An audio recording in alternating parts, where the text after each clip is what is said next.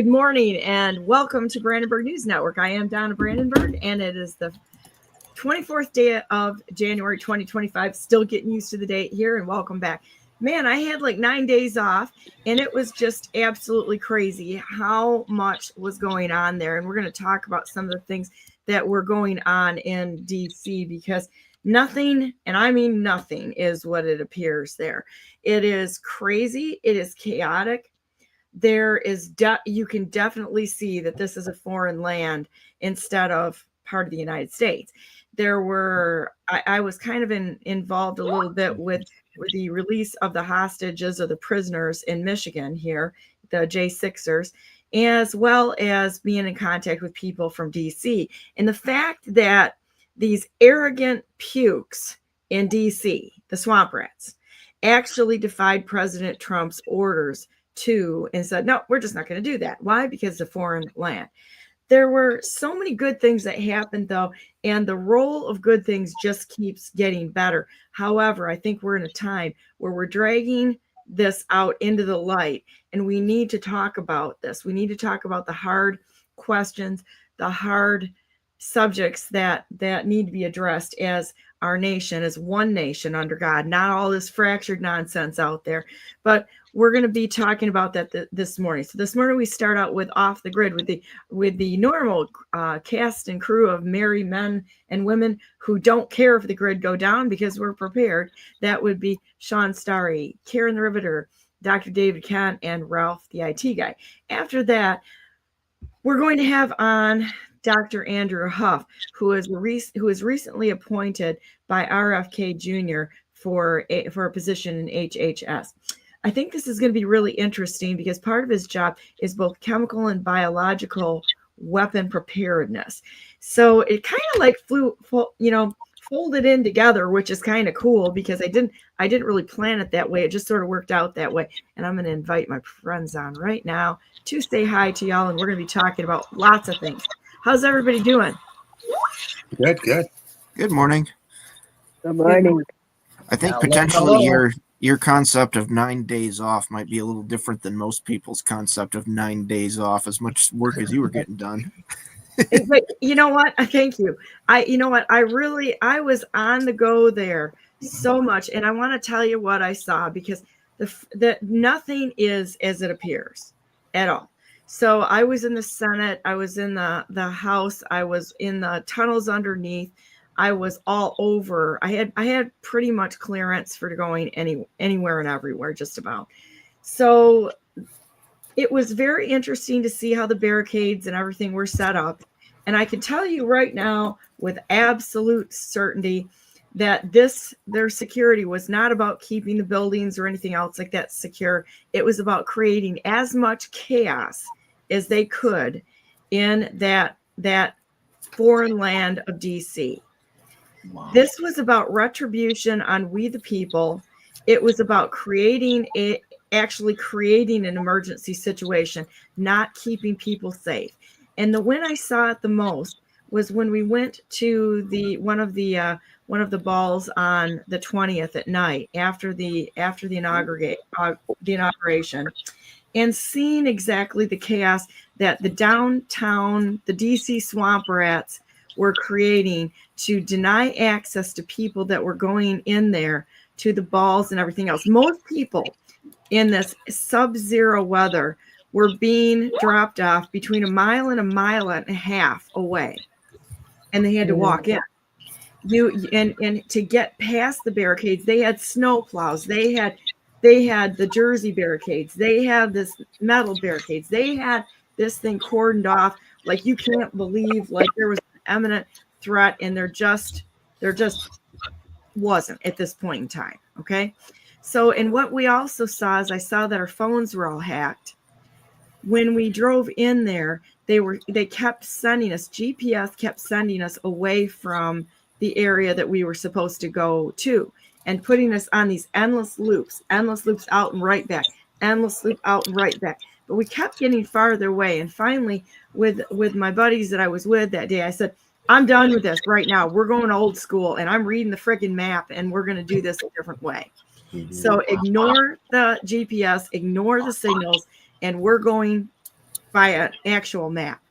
So as we went around, I could see where we needed to come in was on the exact opposite of where GPS sent us.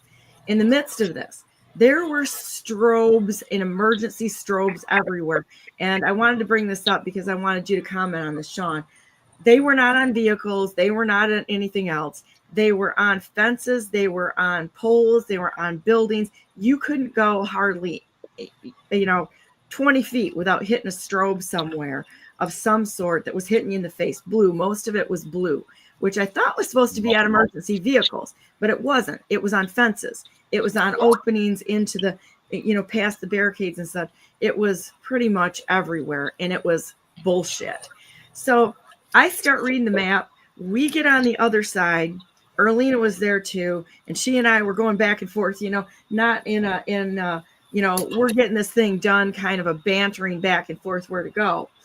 And all of a sudden, we said, well, let's go off to the right here on one of these little service roads to BNN, because it was absolute gridlock. If there had been an emergency there, hundreds of thousands of people would have died. And it wasn't protesters. There was no protesters. I saw the whole time I was there 3 pathetic little signs that somebody was carrying, and they were just something like, don't forget this group, or don't forget that group. There was no hostilities. There was no nothing. I saw nothing. Okay. So as we were going down this little service road, I see this alley, and I'm like, great, we can get out of gridlock. Go down the alley.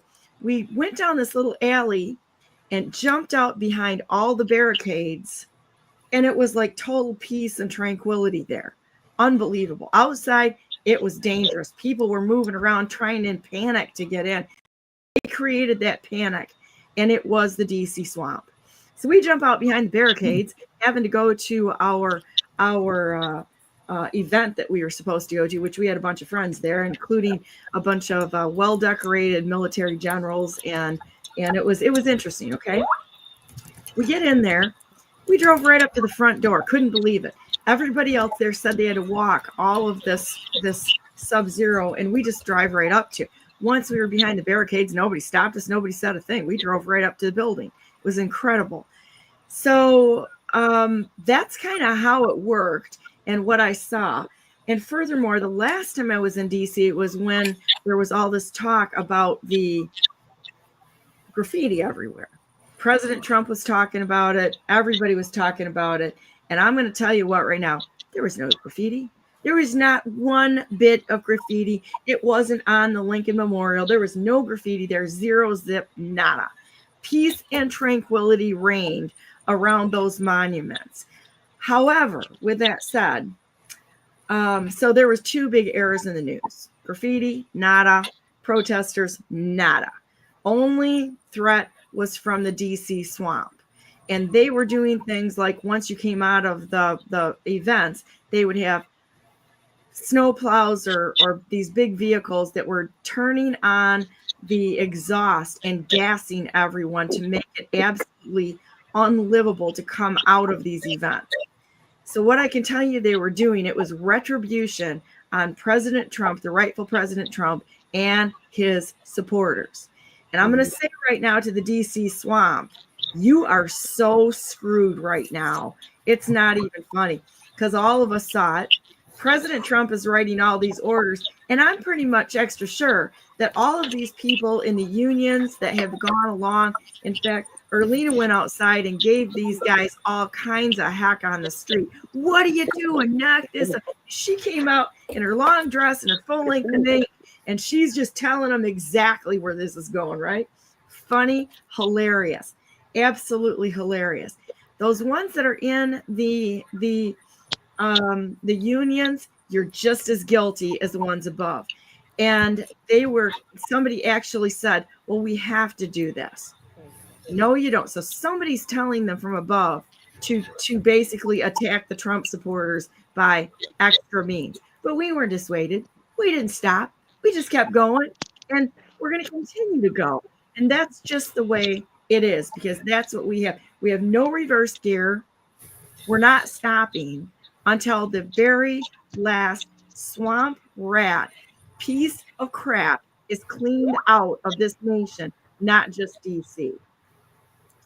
So it was an amazing experience. I'm so glad that President Trump decided to have it inside, away from the threat, because it wasn't just a threat to him and his family. It was a threat to every single person that was there. And we saw at first hand that it was the swamp, the security forces that were the ones causing the problems. It wasn't the protesters. So let's talk about some of this, because I think it's going to be, there's more to this. There's much more to it. That entire city is built to waste time. The structure, moving around between the buildings, people talking to each other and that sort of thing, there's nothing efficient about it. Not one thing. It is a huge, mega, egregious waste of time. And I got talking to some staffers too. I want to talk about the inaugural ball, which we were supposed to have tickets to. And then at the last minute, oh, sorry, we made a mistake on the email and we can't write it. Really? Oh, really? So I start digging into this, and I ended up having a conversation with several people down there. And they said, I don't think you really understand how this works. And I'm like, I don't, because on my worst day, I couldn't make this stuff up. All right. Normal people like us, we would try to fix it. No. Not in DC. And what I was told was that though we signed up for it, and I wasn't the only one that said we had our tickets hacked the way that it was, the way that they were. The people on the inside told me, they said, I don't think you understand how this actually works. They said anybody in there paid allegedly $20,000 to be at that inaugural ball. And I saw it when I was down in Mar-a-Lago wanting to talk to President Trump and everybody else. No. You got to pay $150,000 to talk to President Trump. So I'm not sure he really is necessarily involved in this, but certainly the people around him are. Yeah. This is how it works down there. And I have great faith that the rightful president of the United States, President Donald J. Trump, is going to rip this corruption out by its evil root and absolutely incinerate it, because the proof is there. And I believe that the crimes have to be committed so that we have ironclad evidence on exactly what's been done. And I don't mind being the bait in this in a way. I was a little bit in Michigan here, being the bait to their evil schemes. And I love it that I lost, because it proved all sorts of things. And now we actually have actual proof positive and evidence of what the game is. But I had to tell you guys about it. So let's talk about these strokes first and foremost, and what everybody else knows about what's going on here.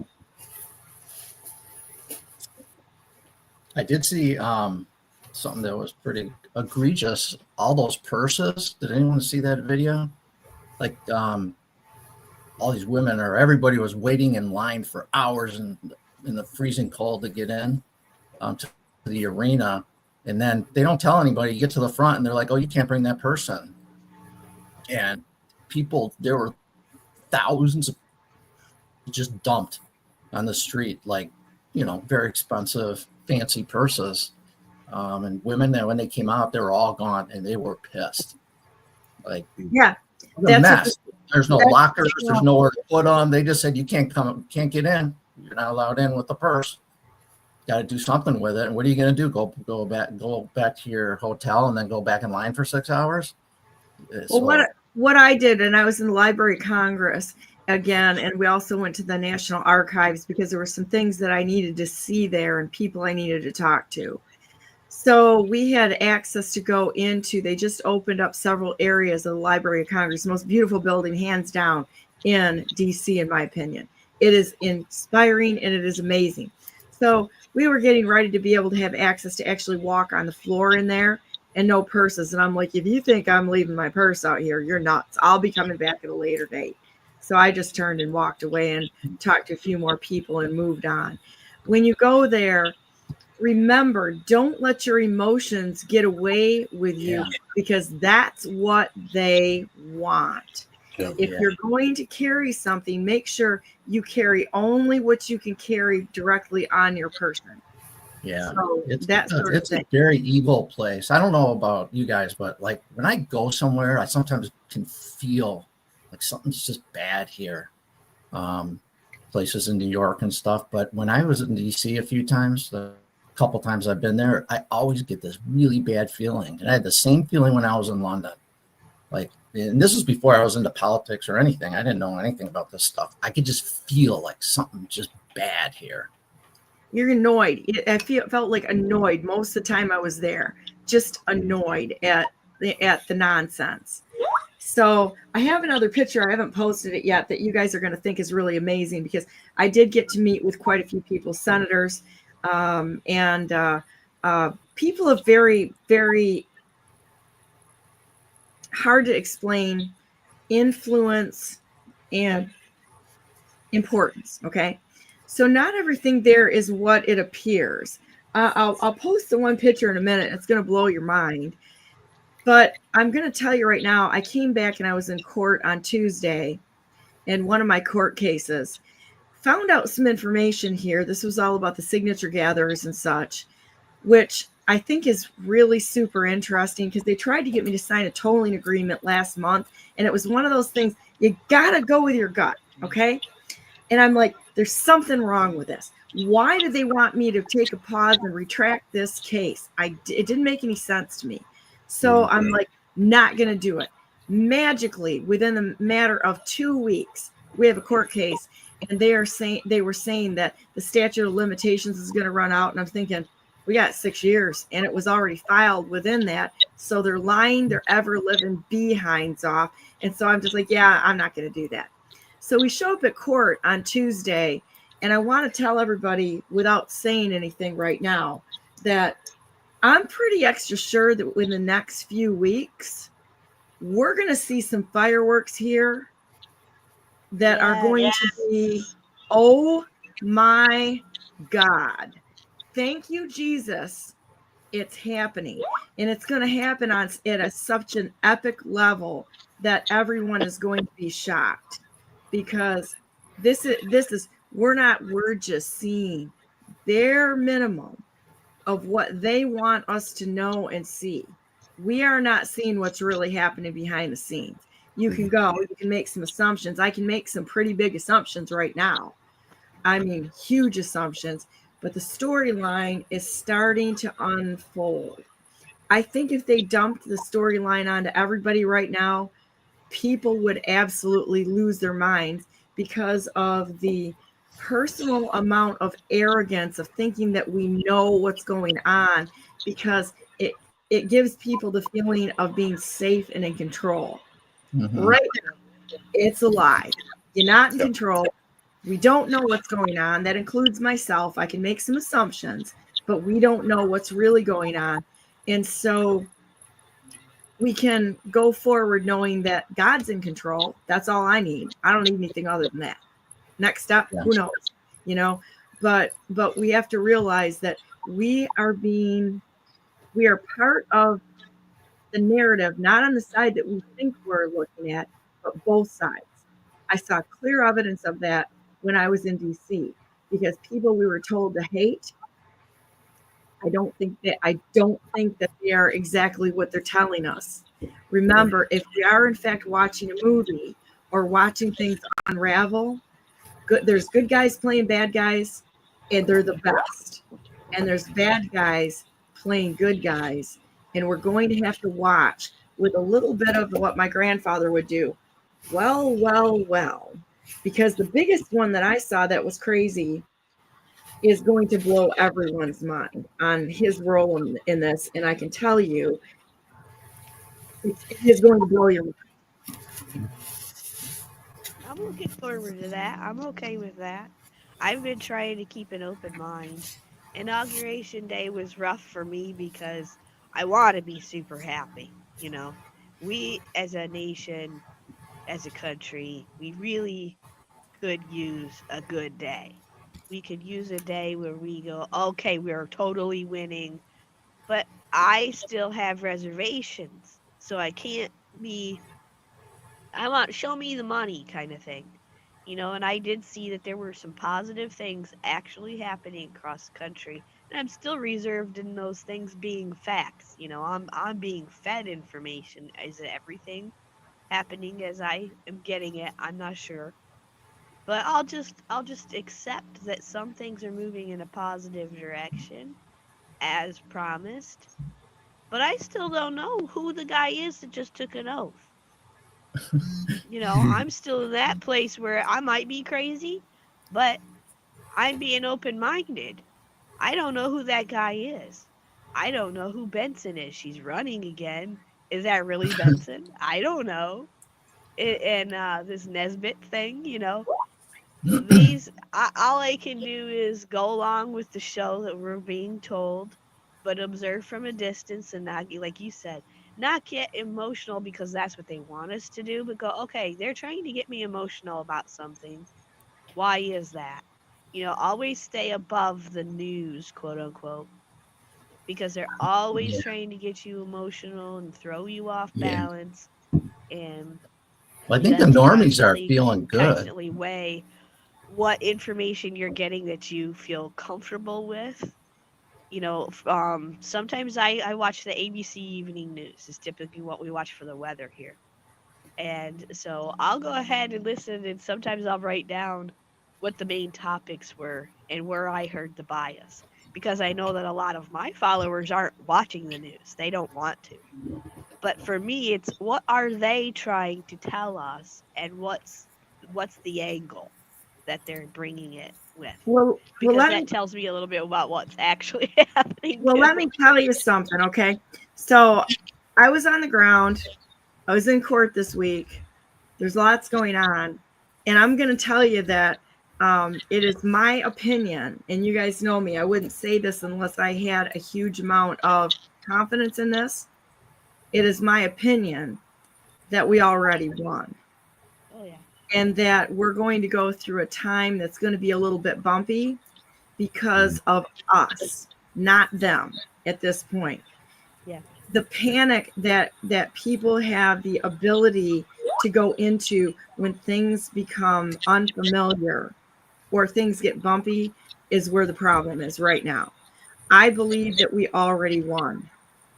Now the question is are we going to be the calm in the storm?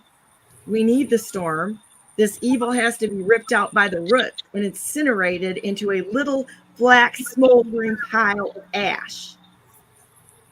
And when we see those things that disappear in front of us, are we going to mourn like Sarah did in the Bible, what she lost in Sodom and Gomorrah? Or are we going to go forward and say it needed to be gone? And what does God have planned for us next?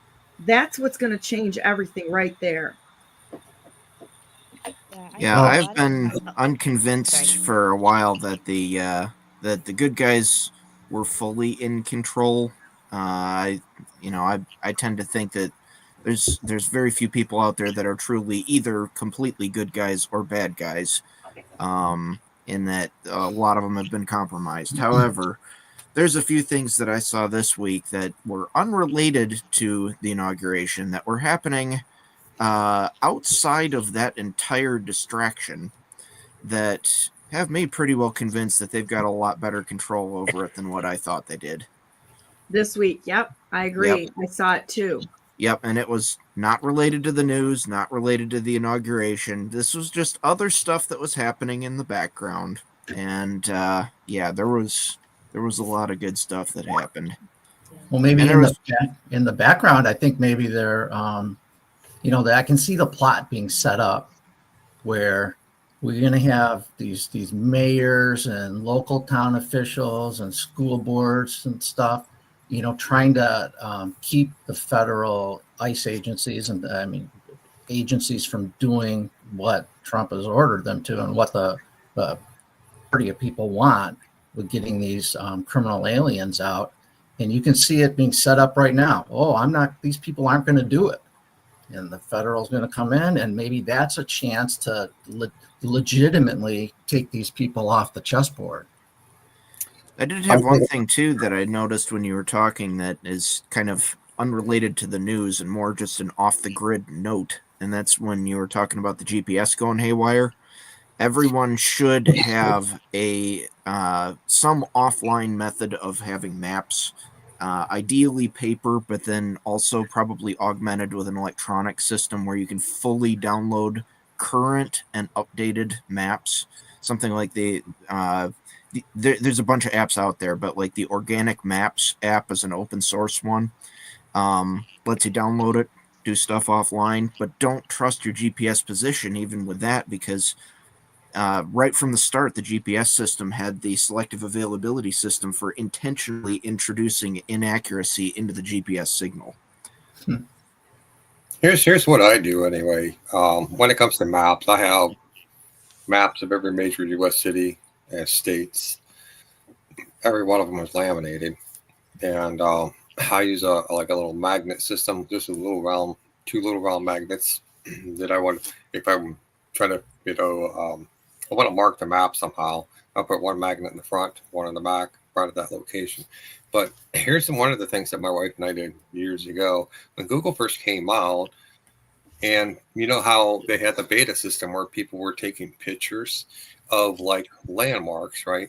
So they would have like this restaurant, and they would take a picture of the restaurant for their business, and they would upload it up on Google.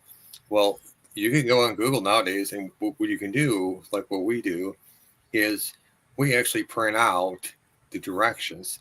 But along with the directions, like every step of the direction, they have pictures, landmarks, like buildings, signs, or certain things that will help you identify this is a location where you got to turn left or you got to turn right. And so it gives you that visual indicator. And so we would print that out. So if we're going to go somewhere, we have a laminated version of it, right? So just in case, I know there's been times where my wife was doing the driving and I was sleeping, and we actually got lost. We ended up she missed an exit. And it was like we were like an hour north of where we were supposed to be. And so after that, I was like, okay, I got to come up with a system that's easier for her to see. And she can look at it and go, okay, I see this picture. There's a gas station.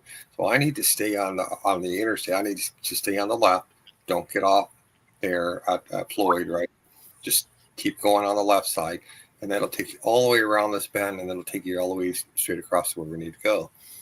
And so after doing this repetitively over and over and over, she got it down to where, okay, she literally knows where the main road is. She's actually taken like off roads, because they've had construction work or whatever. She's gotten lost, and she's learned, okay, landmarks. Landmarks are a big, huge part of how we map out the system, right? So if you have some kind of a visual indicator, like, oh, there's McDonald's here, or there's Burger King up here. Okay, I got to turn here, that's like old school. That's the way we used to do it back in the day. But the thing is that the society we have today was engineered for people to become codependent upon the system, which tells us that GPS tells us, okay, this is where you got to go. This is how you got to get there, right? Back in the old days, we didn't have any of that. All we had was paper maps. And if you got lost, you would stop and ask somebody, say, hey, I'm trying to get here. How to get there, right? And they would tell you, oh, yeah, you got to go down this road here. You got to take two lefts, then a right, and then it's on the left-hand side. You don't see so much that anymore because they tell you, oh, just do the Google, your GPS, Google, whatever. That's the society that they're trying to condition us so that we don't have any independent thought. We don't have any critical thinking skills, right? So the number one problem of any type of survival situation is a person who does not have independent critical thinking skills is not going to survive. I don't care if it's in an urban setting or if it's out in the woods. If you don't have that critical thinking skills, like question everything, right? Like, why did they build Washington, D.C.? That mirrors exactly like what Paris is, right? It kind of makes me wonder, like, Then you start to go down that rabbit hole and you're like, oh, so this is how they can control the flow of traffic. But most importantly, it was a military strategy, because we all know what happened with the revolution in Paris back in 1700s, right? So they started restructuring their city, so it makes it harder and harder and harder for enemy forces to get into and go to where these Capitol buildings are. And so it's just kind of a little quip that I know some things. But you think, okay, like this information is useless. But later down the road, you find, oh, wow, this is kind of useful information, right? It's always really a good idea to just question everything. I don't care what it is. Just start off by questioning everything. And this is where you go, oh, okay. Well, the person is trying to give me directions. If obviously, some people with bad intentions will tell you, will give you, I'll send you somewhere else, right? It's really no different than having Google or GPS coordinate telling you, hey, Donna, you got to go on this loop here. It takes you all the way out, comes back, and then it tells you to go another way, right? But when you have that ability to go, okay, well, I'm going to plan my trip long before I go. I'm going to have everything on paper. I'm going to have visual markers, indications. I'm going to have all the things that I need. So when I go home, when I leave the house, I get in my truck, like if I'm bugging out or whatever, if I'm just taking a trip, I'll have that with me. So that in case if something happens to me, my wife or somebody else that's with us will have those things with them. Because, God forbid, the GPS starts telling them to go somewhere else, which very well could end up at a FEMA camp, right? Or a United Nations camp, or a checkpoint, or whatever, right? So what really struck me is that you can't get around in DC, and that city is over. It's probably I don't know. I think if you got rid of 90% of what's there, it'd still be way over capacity. You can't get around in that city. Yeah. It is impossible. Nobody drives there. Nobody parks there. Do you realize that the regulations they have on the rest of us, they require a certain amount of parking spaces to handle the amount of people there? That we would never be able to get away with what they've done outside of the nuttiness of DC. And I sat there and I'm like, 90% of this stuff needs to be abolished and send the rest of them home, turn the rest of the city into a museum and call it good, because nothing good is happening there. One of the other things that I saw, not to interrupt you, but it is that there's a lot of good people who go there, I'm pretty sure, thinking they're going to make a change, especially the younger people. And they go there with a good heart, thinking that they're going to change this and they're going to make a difference there. No, you're not. You're going to get swallowed up by this beast, because you can't. It is designed to swallow people up alive in this system. And once you're in there, they may start somebody out as a younger person in an office. Somebody says to them, because they just are ignorant, and I don't mean that they're stupid, they don't know the process. Go shred these papers for me a minute. They'll go do it, thinking that they're doing what they're told, right? And then the next time the person will say, go do this, and the person will say, well, this isn't right. I can't do this. They said, well, you did it. What you did before was illegal. Now they got you because they got a violation, and you did something you didn't know you did.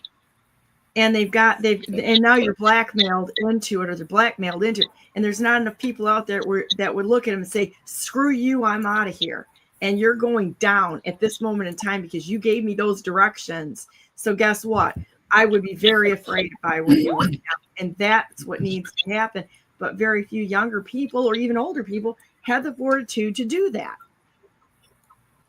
Yeah. It sounds like DC is like Fanghorn Forest. Isn't that the forest in Lord of the Rings, where they just get turned around repeatedly and they can't find the light, and everything's a mystery? Well, You're right. I mean, I think that they're all, quickly blackmailed and controlled in one way or another. Remember that one guy? I don't remember his name, but I think he was in Congress, and it was his first year. He was like in a wheelchair or something. Remember? Trump had him on stage Madison a few Cawthorn. times, and he came out and started telling the truth, and boy, he was gone quick. He's off the scene. Yeah, Madison Cawthorn, I think is who Yeah. you're talking about. Yeah. And I've met him. I've met Madison. I've got a cell phone and such. So, but Where did he go? right. Where's he? I think he's still there, but see, you don't hear about good people on the news. Yeah. So you're Right. neutralized, you're canceled through the news. What were you going to say, Shawn? So no, you're right. What's going on in DC? I think during the time of the inauguration, I think there was this plan to make it almost nearly impossible to get to the inauguration. I think they were addressing security threats that were, posted online or like subreddit chat rooms, and this is like all these different places, right? So I know that Trump's team was focused on a lot of different, just different assessments of levels of threat, the different types of multipliers of threats, where they were coming from. And so I think the goal was to make it so hard to get to the inauguration, right? Now I'm talking about just like everyday folks like you and me. Like we saw what happened with the Trump rally in Michigan, where we've got some 19-year-old kid that climbs up on top of a steel roof. Cops are trying to get him down. They really didn't do much effort of actually, going up there and trying to stop him. We had Secret Service snipers were told not to shoot this person. And then the last second, they fired 3 shots. One of them grazed Trump's ear. And so I think the importance of the inauguration for itself, that they wanted to make sure that no one would have access or a way to be able to get close enough to him. And that's why they moved it inside the building. But I think that's the reason why they made DC so hard to navigate. Because I know the federal government actually has control of the SATCOM, which controls the GPS system. And Absolutely. They put a lot of misdirections. And that it's not because they don't want good people to go there. It's not because they don't want us to show up and participate in a once-in-a-lifetime event, right? But it's to deter anybody who was thinking about trying to assassinate, Trump from becoming from his inauguration, becoming president, and anybody and everybody that's involved. So I think that was, in normal circumstances, just like, just say on a May Day, and there's really nothing going on. You go back to Washington, go down the same routes, check your GPS again, right? I bet you your GPS is going to give you the right coordinates and the right path to follow. And you're going to end up where you want to go. You're going to be able to park where you want to park and get to where you want to go with such ease. But think about this. How is it that a dummy like me can drive around, go down an alley, and come out behind the barricades? Was there any security there? I'm going to tell you right now. The answer is yeah. I don't know. I think there's a serious when I worked, here's a good example. So like right after the Boston bombing marathon, or the Boston Marathon bombing incident, and I was working at the Bank of America marathon in Chicago, and we had Secret Service, we had the FBI, CIA, NIS, we had NSA, we had local sheriff's departments from 4 different counties. We had every Chicago Police Department, SWAT teams. We had military contractors with bomb sniffing dogs. We had every security agency, security companies, you name it. They literally went all out, no expenses, and just pay for the entire thing. And you really could not get to point A to point B without some kind of control device, a fencing, personnel. I mean, they were literally everywhere. But there's always sometimes, there's that, it could be human error, or it could be just something like there was an alley or something that was completely unobstructed. And a lot of times the planners, this is my opinion, but the planners, they know if something is not obstructed, right? And I think sometimes they leave that avenue open purposely for whatever reason. It could be a contingency plan. I don't know, but I think it's still kind of a little fishy, in my sense. You would think somebody would have been there at any rate if it was open, even if it was a barricade, that somebody would have been there and said, stop, back up, or I'm gonna fire. But nothing. It was just odd. I got to bring something on right now just to give us a little humor here, because this is hilarious.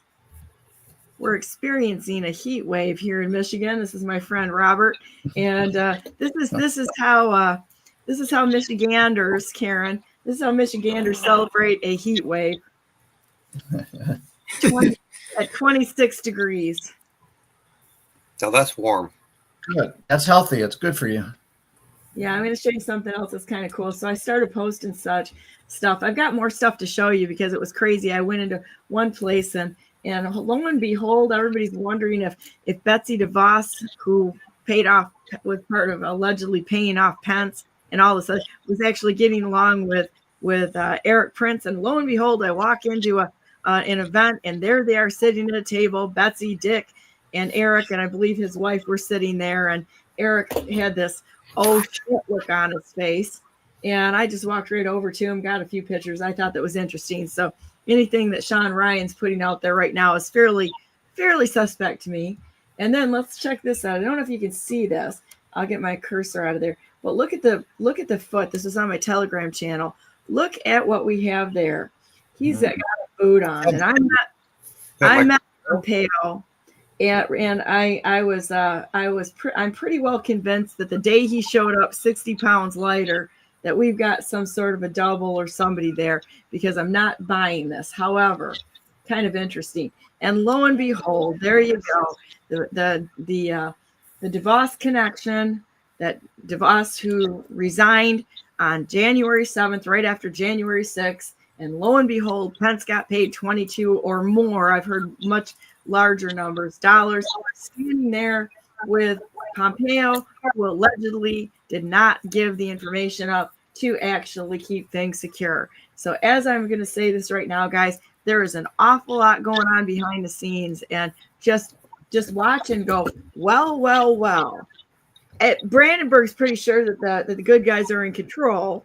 So at least we got a glimmer of hope here. She might be a little bit wacky, but I think that there's going to be some truth to this. So I have a question. Yes. If that's not Pompeo, why would he wear a boot? Unless it's to cause us to wonder why Pompeo is wearing a boot. What other Didn't Trump explanation revoke is his Secret Service protection yesterday? Yes. Yeah. Revoked his security clearance as well. So is the boot a signal, and we're looking at a double? Well, I kind of think that there's some truth there. I can tell you too that when I was in DC, I went past the FBI building, as well as the Department of Injustice. There's a little nod to Ivan Rakelin. I love Ivan. He's a friend of mine, and he's great. And I'm going to tell you right now, I'm going to be really surprised if there's more than just a handful of people in the FBI building. It looked like it couldn't pass an inspection. It looked like it absolutely was falling down. Nothing going on in there. A few lights. Maybe you look up at it and go, "Wow, this place, it looks like a piece of crap." Like it's like, part of a abandoned part of the city. And there was a delivery that was going into the Department of Injustice, but the FBI building looked pretty quiet to me. Really? I'm going to say it's probably pretty much on the verge of being boarded up. So, which makes me wonder asking questions, because we got to ask questions, right? Asking questions if indeed, with President Trump not putting his hand on the Bible swearing in, if he is indeed commander in chief and that the military is already in control. Yeah, I think so. So there's been a lot of interesting speculation. I saw a video of Harris watching him getting sworn in, and you can see her eyes take note. His hand is not there. She's looking down at his hand. She's looking at the Bible, and she's smiling like she's trying to stifle a laugh. That was interesting. The articles coming out about it are saying that his wife, Melania, was coming up with the Bibles, and Justice Roberts is taking a hit because he started the oath too swiftly, and that Trump didn't have the Bibles there for the start of the oath. Okay, you got to see this. You got to He see this. he intended to do it, and JD did use a Bible. So Had to put that up because it just, because he had to. But something to think about there. Did you see the comparison of her ball outfit with the Saudi Arabia outfits and the sword dance? Yes. Here's my interpretation about Trump not placing his hand on the Bible. Well, there's an actual verse in the Bible. It says that God says, "Do not take my name in vain. Do not swear upon my name." It says, "For that is vanity." So, when you want to separate those who serve and worship the devil in Washington D.C., and you want to know who the ones that are serving the light or the good guys, you're going to see the good guys. They are never going to take an oath with their hand on the Bible. In fact, like if I were to go and many times I've gone and testified in court for like criminal cases, and they would say, place your left hand on the Bible, raise your right hand and swear on the Bible, everything you would tell the truth, And I would tell them, I said, well, I'm going to tell you this. I'm not going to put my hand on the Bible. I'm not going to swear on God, but I will tell you the absolute truth of everything that I can remember. And they accept that. They're like, oh, okay. And Kennedy was the last one that didn't swear with his hand on the Bible, too. Who? Exactly. Kennedy, JFK. Yeah. He didn't put his hand on the Bible either. There's a problem with that. The problem I see with that argument is that President Trump, and I'm saying that loosely because, again, I just don't know, for his first term, had his hand on the Bible. So I know that a lot of people are aware of the verse. They interpret it differently. So I don't say never. I think some people will swear, quote unquote, and there are some that once they read that and they believe it that way, then they stop doing that forever. So I don't go wholeheartedly and say, well, that means that there is definitely something. Maybe I'm just saying, maybe he just didn't get it on there in time. The oath stands regardless. An oath is an oath. He didn't have to have his hand on the Bible. It doesn't have to have a meaning for us. Mm-hmm. And devolution could still be occurring regardless. So I'm not putting a lot of stock in any one set of, theories about that particular aspect of things. But then again, see, that's the point. I think that's a good test because there are a lot of people who will pick up on little things like that because they've learned about Bibles and upside down crosses and things like that have to do with inaugural images and videos. Yeah. But they get stuck on that instead of asking bigger questions and more important questions. And they get really distracted by the fine little details and what does it mean? And what did Dan Scavino say? And what does that number 17 mean? They quoted Q again.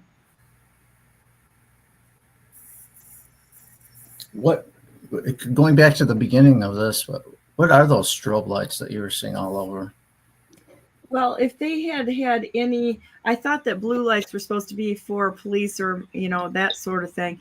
They were on fences and posts. So they were not even where they were supposed to be. They were just like strobe lights. And they're like everywhere. And all of the emergency lights were on every vehicle, snowplow, who knows, could be Bunny Foo jumping around the city with a strobe light on because they were on everything, right? The gates, the fences, everything had a blue light. They had blue lights, flashing blue lights. I just quickly brought this up that Ralph, this is the Organic Maps app. In case anybody wants to see that, I will put it on my Telegram channel at Brandenburg number 4 MI. Go ahead, Shawn. Yeah, and if you're gonna download that, make sure you download the offline maps. They've got various packages for that for whatever areas you're interested in. Perfect. Strobes, Shawn. Yep. What are they? Sorry about that. So yeah, I mean, when you're looking at things as from a security standpoint, I think that Trump's security detail team was in charge of how DC was going, how people were going to be able to approach DC.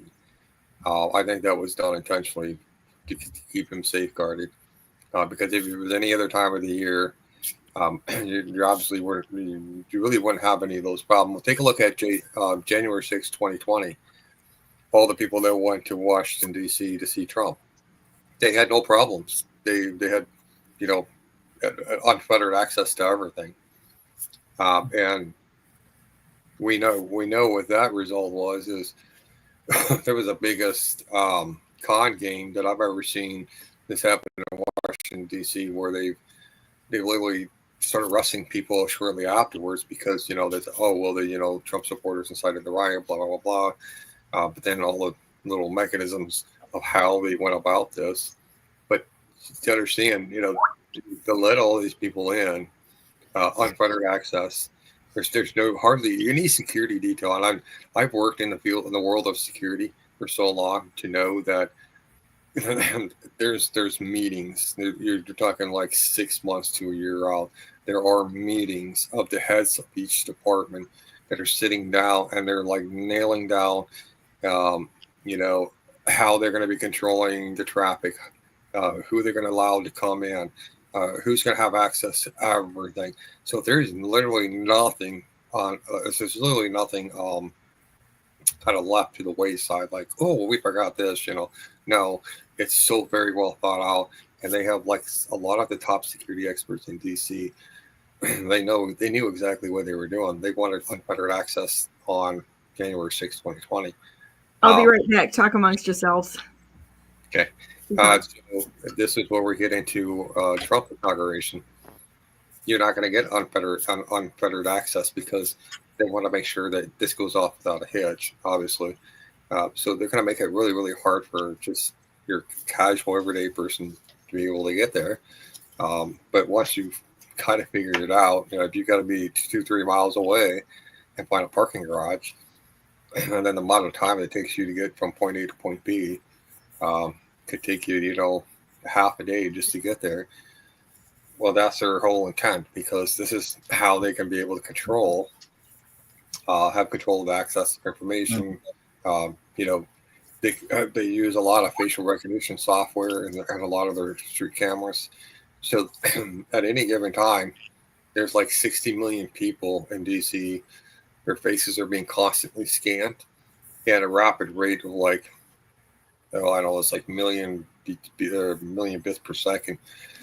And they literally have a system, a catalog system, and they can identify you based on your social media profiles. They actually get an AI software that actually compiles a profile just on you, on everything you said or everything you put out there. And they'll tell you like, okay, this is what this kind of a person thinks. This is what personality traits are. This is what his threat level assessment is. And that way the folks in DC, that are running Security Point, you really can't just get into the city without them knowing about it, Mm-hmm. I mean, this is probably one of the best security from a standpoint, best security setup I've ever seen. And the best one is, they don't tell you anything other than, oh yeah, last minute we're going to move it inside to the building. but they don't tell you about as far as, what their security procedures are going to be, how they're going to, be directing traffic, or where they're going to put everybody, right? So I think this is probably one of the best deterrent methods they've ever used, but it sucks. I mean, it sucks for Donna, trying to get there and having to put up with a lot of different things, but still, I think from a good practice, I still think it's a good idea to have, if anything else, to go back to DC again. This time, put your GPS away. Like a lot of times when I travel, I don't even take my phone with me because I do not like the idea of anybody tracking my movements, right? Yeah. Especially like Facebook. And when I went down to Texas to do the Panhandle documentary and to investigate the fire, I took my phone with me because I knew that Meta is actually tracking my phone. And as soon as I get there, and here's the interesting thing is that when you're on your, even when you don't have your phone on, I physically turn off my phone, and they're still accessing. Meta has the ability to access the audio portion and the video portion of my phone.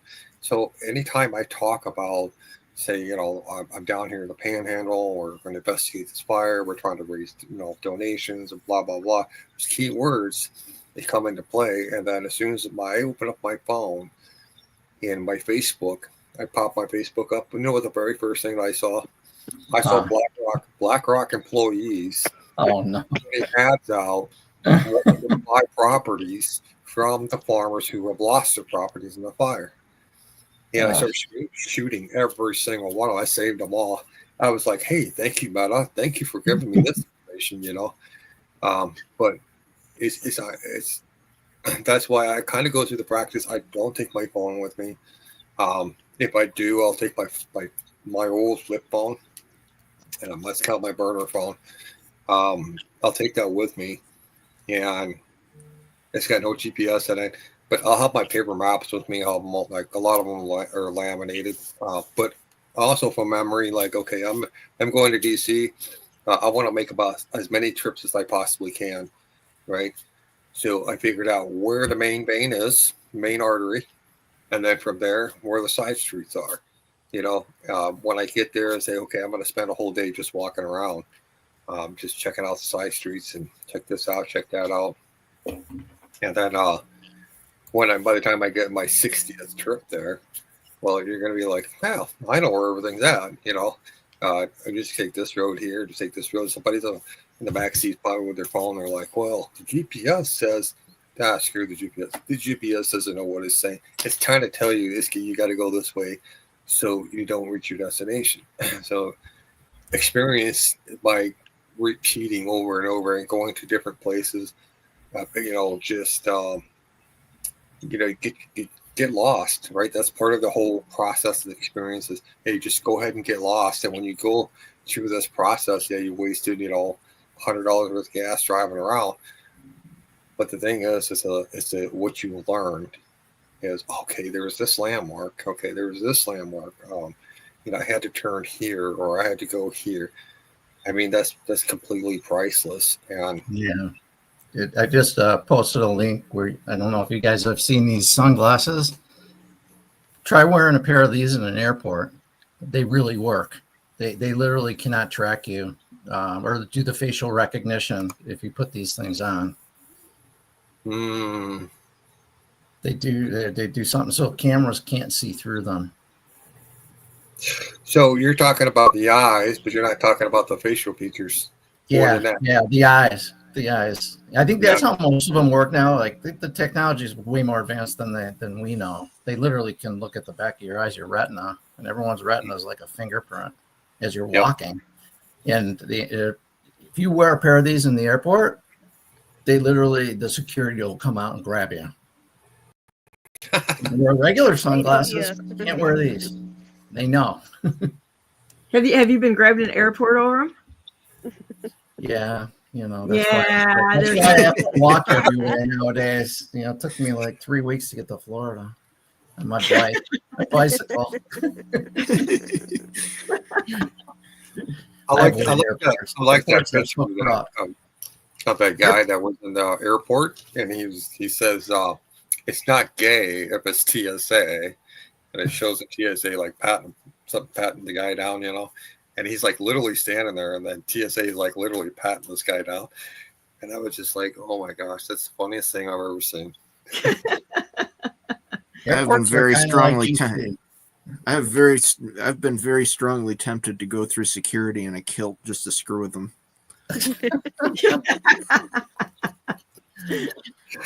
Oh man, that's a whole scam. The Something kickbacks, tells the me that airports are Ralph knows how to. so corrupt. Ralph has made himself his own kilt before. Learned all about the plaid, where his heritage is from, and sewed himself a kilt, and he's got it on a rack just for that one day that he wants to try something strange.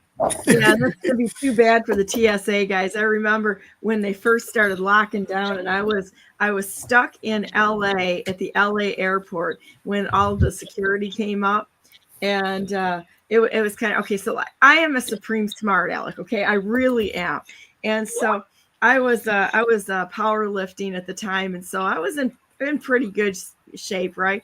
And they decided that they were gonna continue to push this issue with Donna Brandenburg in the line at the airport. And I'm like, they're like, well, we need to check something out. And I said, that's fantastic. And I said, well, and so I start taking clothes off, and right there in line, and they're like, you want to go to the building? I said, not on your life. We're going to do this right here, right now. And the guy behind me in line, he's going, oh God. And I just kept taking clothes off. And I was actually down to a pair of leggings and like a tank top. And I'm like, we're going to keep going. I will. And they decided that that the fight was done and let me go through. But I'm like, there's not a chance I'm stepping out of this line. We're going to do it right here so that everybody can see what a piece of crap you people are, and that you are attacking Americans. And I don't care how far I go at this moment in time. Yeah. And so I went through, and they learned a lesson that there are some of us who are unwavering and will embarrass them in front of the world. Yeah, Yeah, I'm that's sure like you the get yourself worst. on a list. You're on a special list now. Yeah, I'm pretty sure it was on it then, so that's okay. So, Shawn, to your point too earlier about Meta tracking you, it's a great demonstration of the principle of, whenever possible, use an enemy's infrastructure against them. Yeah. There you go. Yep. Well, guys, I'm going to give you 30 seconds here because Dr. Andrew Huff is going to be on here, and we're going to be talking about more stuff and such. And so I'm going to give you each 30 quick seconds to say what you need to say, and we're going to go to a break. And then I think what I'm going to do is jump on with Dr. Huff for just for a few minutes. If David, if you guys want to stay backstage, I'll bring you back on after we get going a little bit. But anybody that wants to stay on, I'll bring you on in a few minutes. But anyhow, quick 30 seconds. Well, just keep your eyes open. See something, say something. There's a lot of stuff, like Donna said, going on in the background that we don't know about. But the bad guys are probably scrambling. So not going down without a fight.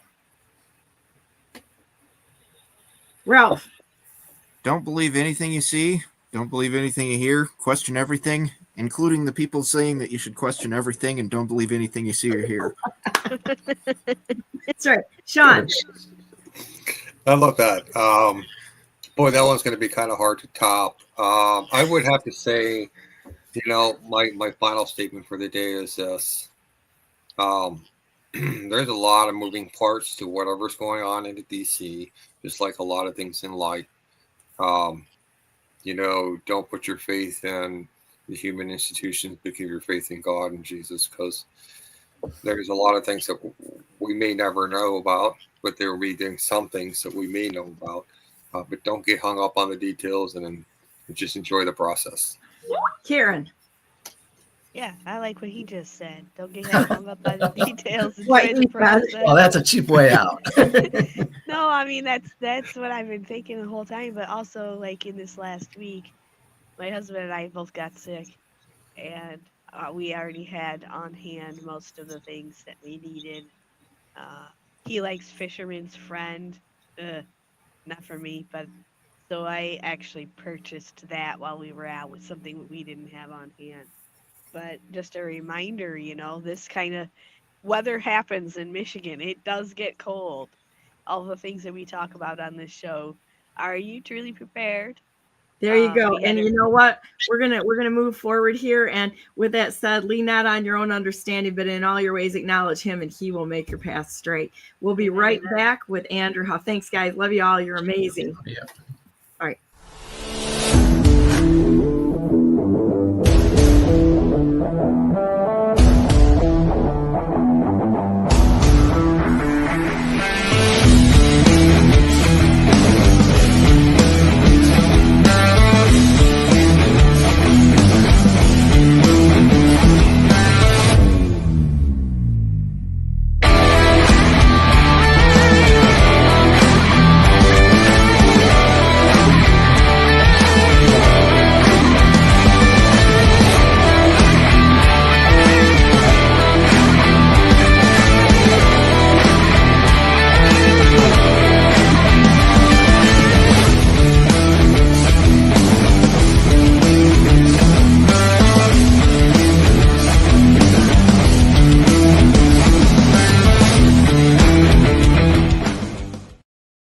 Good morning. Welcome to Brandenburg News Network. I am Donna Brandenburg, and it is the 24th day of January 2025. And welcome to our show today. Still getting used to that.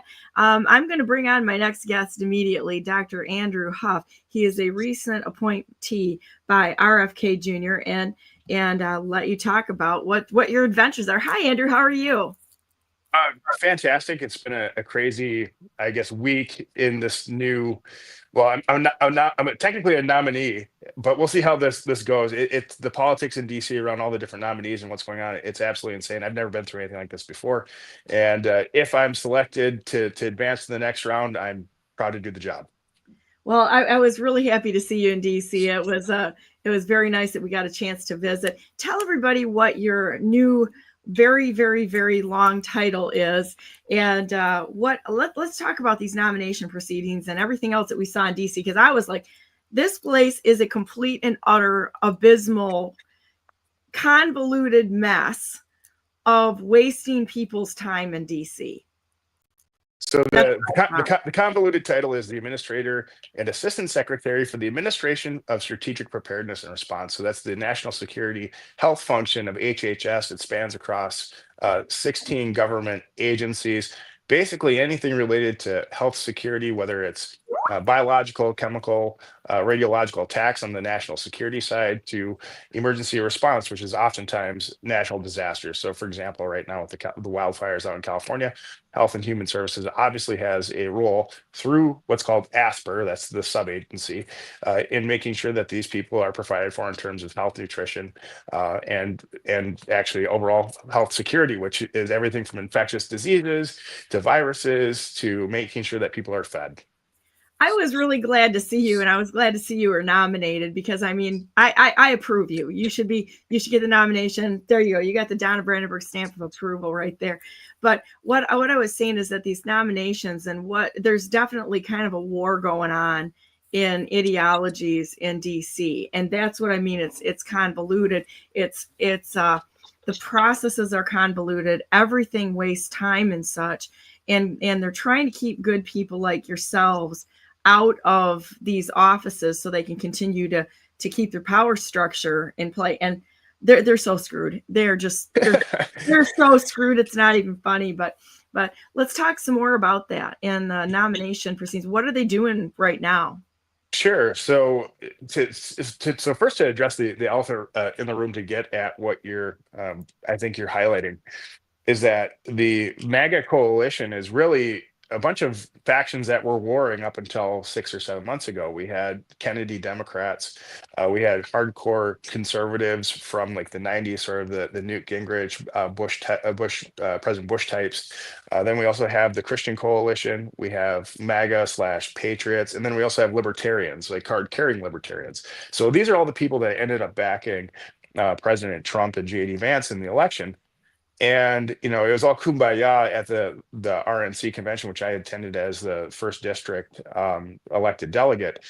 But then you advance, and when you get to the point where they're trying to actually select people and personnel to put in specific positions within the administration, whether they're Senate confirmed or not Senate confirmed, but really about 3,000 positions in something called the Plum Book, the knives and the daggers came out. So it became Maha people versus MAGA people versus the deep state people, the old guard conservatives. And really, all this jockeying for power structure created conflict. And so, from my observation, this conflict wasn't happening at the highest level of the administration. Actually, everything seems to be going according to plan within the White House. But then, when you get down to what I would consider the mid-management level and the people that are social media influencers or in the media, man, the knives are out. I mean, really trying to throw each other under the bus and staging and really trying to get a lot of the old deep state actors and business as usual people back into the government. A lot of spying and surveillance going on against different opposing factions within the coalition. So this weekend, I spent the majority of my time at the inauguration going meeting to meeting, acting as a diplomat and trying to smooth things over between the different groups. And a lot of that sort of does become horse trading at the end of the day, but all for the right causes. That, to how do we have peace in the new administration and make sure that President Trump's America First agenda is accomplished, is that we have to find ways to work with each other and make deals even within the coalition. Not every policy idea that we have is going to be accepted by everybody in the coalition. So really, it's really trying to figure out what policy ideas we can agree on and what personnel we can all mutually agree on, and help get our people into other agencies across the administration. When I say our people, so I mean, I'm friends with Bobby Kennedy, I'm part of Maha, but I'm also a libertarian constitutional conservative. Those were where my values lie. So, sometimes it's like, oh, I have a dog coming over here to lick me. Sometimes it's really just trying to figure out, well, I'll take one of your people from the Christian coalition. Will you take one of our Maha people? And so it's that kind of trading going on. But the good thing there is that if we are able to get our different people all across the different government agencies, meaning each group, right, it serves as a check on power, and it makes sure that we're all acting in the best interest of the United States. She's not going to take. What's the dog's name? This dog's name is Zelda. She's oh, here comes the other one. They're both getting in on it. The party started. Yeah, they're both German short hair pointers, and I should have put them in the room. I didn't. They've never done this before. Usually they stay lying down. All right, guys, go lay down. All right, go away. All right. So we have, guys, it's real news for real people by real people at the kitchen table, sort of, so dogs are included. They're the best part of the show usually, because everybody is so sick of the politics, and realistically, I think most of us just want to get along and go with the right answer, for the country. And I do think that most of us agree on the points that we have. It's just how we get there. I was so honored to meet Bobby Kennedy. I think he is probably one of the most sincere, authentic people that I've met on my journey. Oh, absolutely. And Bobby Kennedy definitely came to my rescue. It was sort of interesting how I met Bobby after I wrote my book about the truth about Wuhan. Actually, before that, he actually helped me get the book deal. He had an assistant contacted me out of the blue. I knew of Bobby Kennedy, but I didn't really follow his work too much. And so I started reading more about Bobby. And this assistant's like, hey, Bobby Kennedy would like to speak with you. And this is the height of government agencies screwing with me and prank calling me and doing all these weird things in the pharmaceutical industry, all these different groups. I didn't really believe it was Bobby Kennedy trying to get a hold of me. And so he calls me up. I give the assistant my phone number, and he's like, this is RFK. I heard that you've been having some problems about with 3-letter agencies and other groups, and let me tell my family story, my family history with the CIA. And I paused for a second, and I said, well, how do I know this is really Bobby Kennedy? And he said, well, how? I've never heard anyone stuttering. He's like, no one's ever said that to me before. And he has a very distinct voice. And I'm like, after everything I've been through, I wouldn't put it past one of the 3 letters to be able to fake this quite easily. well, how can I convince you? I mean, it's really important that we talk. And I'm like, well, I don't know. And he's like, will we FaceTime? And so we FaceTime. There he is chilling on his bed and, his master bedroom in his house in Malibu. And he gives me a tour around his house. I'm like, okay, I'm convinced. Oh, that's funny. So then we started talking about, Anthony Fauci, the book that he wrote. He sent me a copy. I read it right away. And I was actually able to plug in a lot of the missing details in that book, which generated a second book, the Wuhan cover up. He got me the book deal with Skyhorse, and the rest is sort of history. He helped me elevate my profile and really help, help my family and probably save my life. Wow, that's amazing. Well, I think you did a really good job appointing you because, I have a huge amount of respect for you, and we need good people in office, so that's great. Well, thank you. Well, I have a huge amount of respect for what you do. You've been here in Michigan. Once I got involved in Michigan politics, I learned that you've been a pistol for years and stirring things up, and that's exactly what we need. Yeah, that's what I do best, is not necessarily make it easy on people and make them face the hard questions and be enough of a pest not to go away when things go wrong, because we're in the fight of our life right now, and nobody gets a pass anymore on wavering or anything like that. It's go straight up the middle, keep your eyes on the goal, and then and if somebody is not doing what they should be doing, you have to call them out. So as Karen said, see something, say something. We need to continue. I think it was David that said it. See something, say something. You've got to be on point, and we all have to be working together on this. So one of the things that is a concern for me, and I like it because it's in your very long, impressive title, is the preparedness, strategic preparedness for chemical and biological attacks. I'm just going to say it for what it is. Years ago, I became aware of the Club K cars that were supposedly armed with both nuclear, chemical, and biological attack. I'm going to say weapons, okay? But that they didn't know exactly where they were. So the threat's been with us for a long time. So just so everybody knows, this is nothing new. This has been going on for a very long time. We still have truckloads of fertilizer that is missing, and some other things. A few weeks ago, I was talking to John Ferguson, and he said we have 60 nuclear warheads that they don't know exactly where they are in the United States, and was talking about the drones and such. And it's like, okay, do I believe it? Do I not believe it? I don't believe anything I hear, one side or the other, but I am listening to it. And if it presents itself as a problem, then we'll deal with it then, right? There's nothing you're going to do to stop it anyway. If you're in a position like I am of just being kind of somebody who harasses people to try to get them to do the right thing. What's the threat out there right now? And what's the plan? Is there a plan, or are we, where are we in this? Because I know you're a planning guy. So what's kind of going on? Yeah, so the history behind CBRN, so chemical, biological, radiological, and nuclear weapons, it goes back as long as these things have existed, and that's a couple thousand years. You now bring that into the U.S. government history. It really became modernized in the 60s and the 70s. And after 9/11, there was significantly more resources dumped into the system, so to speak, to mitigate more so the chemical and the biological threats and the dirty bomb threats.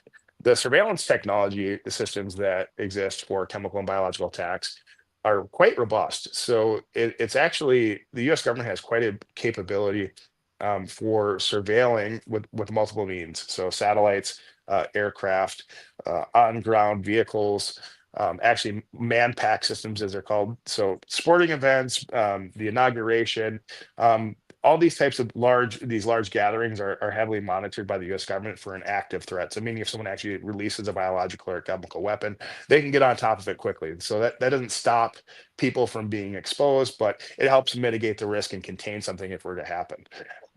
Now, if you go one step further back, though, I mean, it's never good to identify these things after they happen, right? It's best to prevent that. So there are then different surveillance technologies, which I can't talk about in high detail, which exists to sort of sniff these things out. And then you have the three-letter agencies like the FBI and the CIA, which are out trying to conduct human intelligence to figure out who are the bad actors involved in these things, who are moving them around, who are trying to buy them or manufacture them. Now, where the ASPR comes into play, that's the Administration for Strategic Preparedness and Response. Well, really, I'd like to get rid of the P. Preparedness is sort of a stupid word. and it's hard to operationally define the government and track your progress. The better word is used broadly in the military, and I served in the military when I was younger, is readiness. So you want to make sure that all Americans are ready for future threats. And one of the big things that problems that we've observed over time and time again in the U.S. government federal response to natural disasters, whether it's Hurricane Katrina or the recent two hurricanes that went through the South, and especially hard hit North Carolina, is that the federal response is screwed up. And that's for a lot of reasons. Oftentimes they don't have the right equipment forward staged. There's too many middlemen in the process to efficiently and quickly move much needed supplies from point A to point B. My wife was just out in California conducting some research on the recent active forest fires. So conducting research as the event's happening, trying to figure out what's going on, what the problems are. And she reported back last night that that problem exists. They're not able to forward move much needed supplies and resources to the event. So this could be a forest fire, it could be a hurricane, it could be a response to a chemical or biological attack. And one of the plans that we plan on putting in place is actually changing the metrics from preparedness metrics to readiness metrics. So is this area or location ready to respond to a national security event? That's the first thing. So we have to figure out how ready these things are, whether they're hospitals, fire departments, local communities. The next question is, well, how do we better structure the system so that the federal government responds to events more quickly? And we have some great ideas. And one of the ideas that we're probably going to put forward, whether it's myself, what if I don't get Senate confirmed or something, but it could happen. Or they kick me out, they get a big huge donation from some group and they say this Andrew Huff guy is not the right guy. I mean, politics are at play. My butt might not end up in the chair. I realize that, but I have seen the plans from Bobby's transition team and the discussions we've had. And the idea that we want to put forward is that we want to cut all the middlemen out. So typically the money flows or the products flow or the goods from the federal government through the state government, then down to the county government, then out to contractors. We want to eliminate all the middlemen by simply credentialing the people and businesses and contractors that are at the very end of the supply chain. Okay, where they're closest to the people. And then once that happens, the federal government can then directly transfer the funds from their account, so to speak, directly to the first responders on the ground. So how this could work. So say that you live in your community and you have some heavy equipment at your disposal. Say that you have a skid steer or an excavator and you run some other kind of business. Well, your company could register to be part of the response plan on an app. Then when the disaster happens, the government hits activate this area. So anyone in that contractor in that area gets notified that they're now eligible to receive the federal funds. You just go get to work and the government directly sends you the check. And what that does is it's better for government efficiency because all the middlemen take a cut of the contract all the way out to the end, right, so to speak. And so we're saving taxpayer money and we're getting the money to the people faster who are right on the ground. Saves a lot of time. I think a lot of things can be cut like that. So that's a wonderful way to approach it. What other things are you preparing for, and how's that going? Sure. So we have a lot of different ideas here, and it's so to give you the size and scope and magnitude of what ASPR is, it's $16.9 billion a year operational budget. I got a puppy whining over here now. If you start to hear the dog whining too loud, let me know and I'll go take care of that. I can't hear him. So okay, good. So if you start hearing it, they'll let me know. So it's $16.9 billion a year. And then, we heard some funny money got dumped on us. We haven't been able to validate whether this is true, but just in the past couple of weeks, we know that we received a couple more billion for different countermeasures in the stockpile. Apparently Congress just authorized another $160 billion for new domestic critical infrastructure facilities for health security. And what the heck does that mean? So that's bringing onshore critical supplies like IV bags, therapeutics. We want to add nutraceutical vitamins like zinc and other types of products to that, and vaccine development, all within the United States, so that we're not relying on these things from potential foreign enemies. Actually, a lot of our drugs and critical supplies are sourced from China and other companies in Europe. And there's no worse place to be in terms of national security than relying on your potential enemies or areas that could be under attack for the supplies you need to maintain your security at home. So this is the, you know, the framework of things that are being sort of could be handed into our lap soon. So now you look under, like, what the heck's all the 16.9 billion for, besides all these facilities we want to build? So we have all these massive construction projects and research and development, vaccine, and new ways we're going to change the national stockpile. Okay, then on top of it, well, the operations then is everything from health intelligence, biosurveillance, the operation of these emergency management facilities, maintaining networks of first responders, and, you know, maintain this network of first responders is really critical, and that's, you know, doctors, nurses, law enforcement officials, firefighters, and other special needs experts. You know, how do we make that more efficient? So here's another idea. So one of the big problems when disasters happen is that we're not able to get more first responders on site quickly. Well, our country has a massive veteran population and retired law enforcement and firefighter population. So we want to create a program to credential these people through the federal government. So once again, through an app system, we can say activate, and then we can instantly deputize all the veterans, law enforcement officials, and firefighters and first responders in the area, doctors and nurses, so that they can respond to the event. Once again, we cut out all the middlemen, and then we issue the payments directly from the federal government to the people doing it. That's awesome. Well, thank you for your service in the military. What did you serve, or where did you serve? Oh, myself, years ago, we just had my 20-year war anniversary, which was weird. But so I was in the Army, the infantry, Minnesota Army National Guard, combat deployed for Operation Enduring Freedom in Central South America, and then also Operation Iraqi Freedom, sort of the height of the war. So it would have been, they called it OIF 2, 3, and 4, would have been 2004 to 2006. Wow, that's impressive. Well, thank you for your service. Oh, you're welcome. I mean, it feels like it was just yesterday, but like I said, when I got the notification for my 20-year combat deployment anniversary, like, God, I'm getting old. It just gets better, Andrew. It just gets better. You know, every year, all of a sudden, you're like, how did I get here from where I was? I'm still alive. Pretty sure I was gonna be dead by the time I was 40. It's amazing. Well, it really sounds like there's a lot going on there. What are there any things that you hold close to you that are probably a bigger threat than others? Because, I mean, we've heard about dirty bombs. We've heard about, I've heard of probably any threat that's possibly out there. Most of us that have dug a little bit can say, well, there could be a threat with this, or there could be with that. How much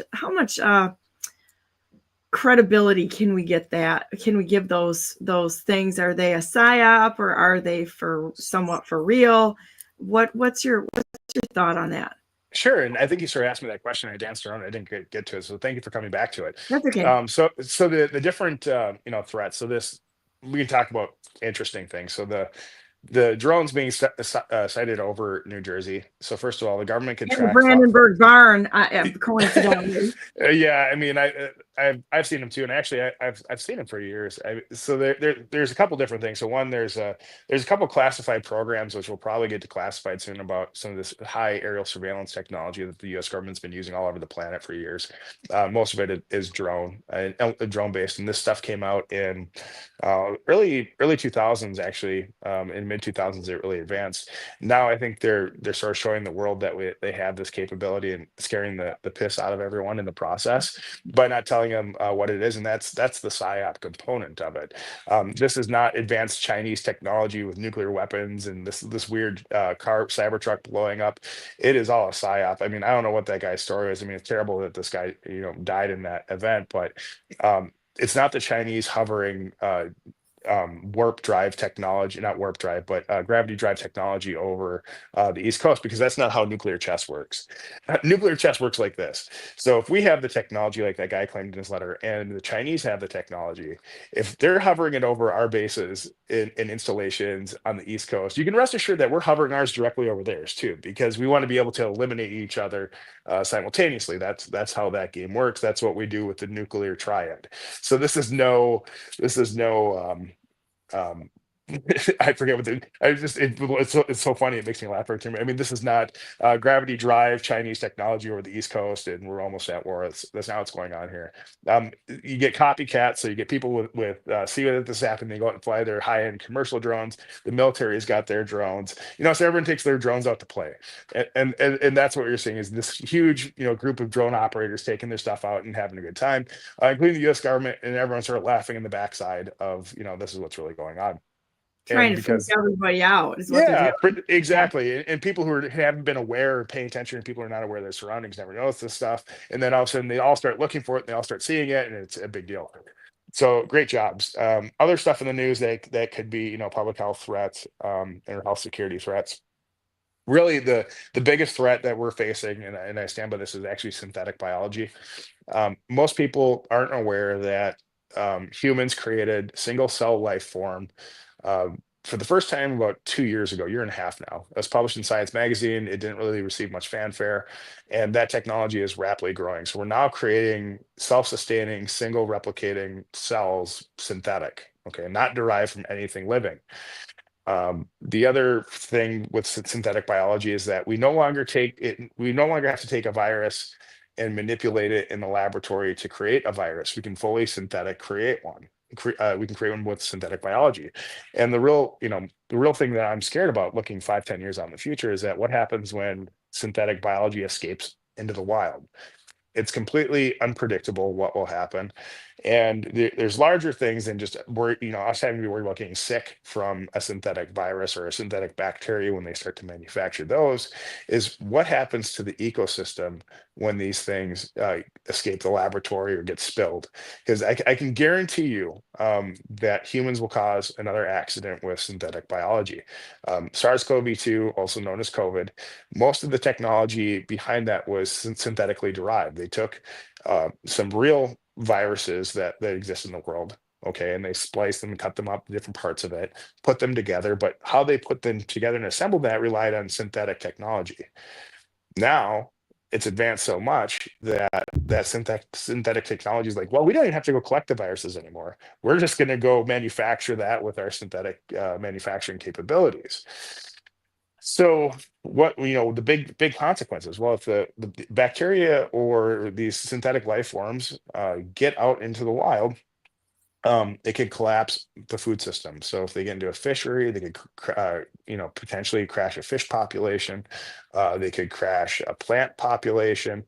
They could crash a bird population. I mean, really what we're looking at is severe, significant threats to population health at a level that we've never seen from the unknown risks of a technology. And you can never predict the unknown risks of a technology. You can sort of guess what they might be and a scenario planner on it, but from a high level national security perspective, anytime you have an unknown technology and it gets deployed, there's no predicting what's going to happen. And that's why we have to work diligently to make sure that this technology stays secure and in the laboratory.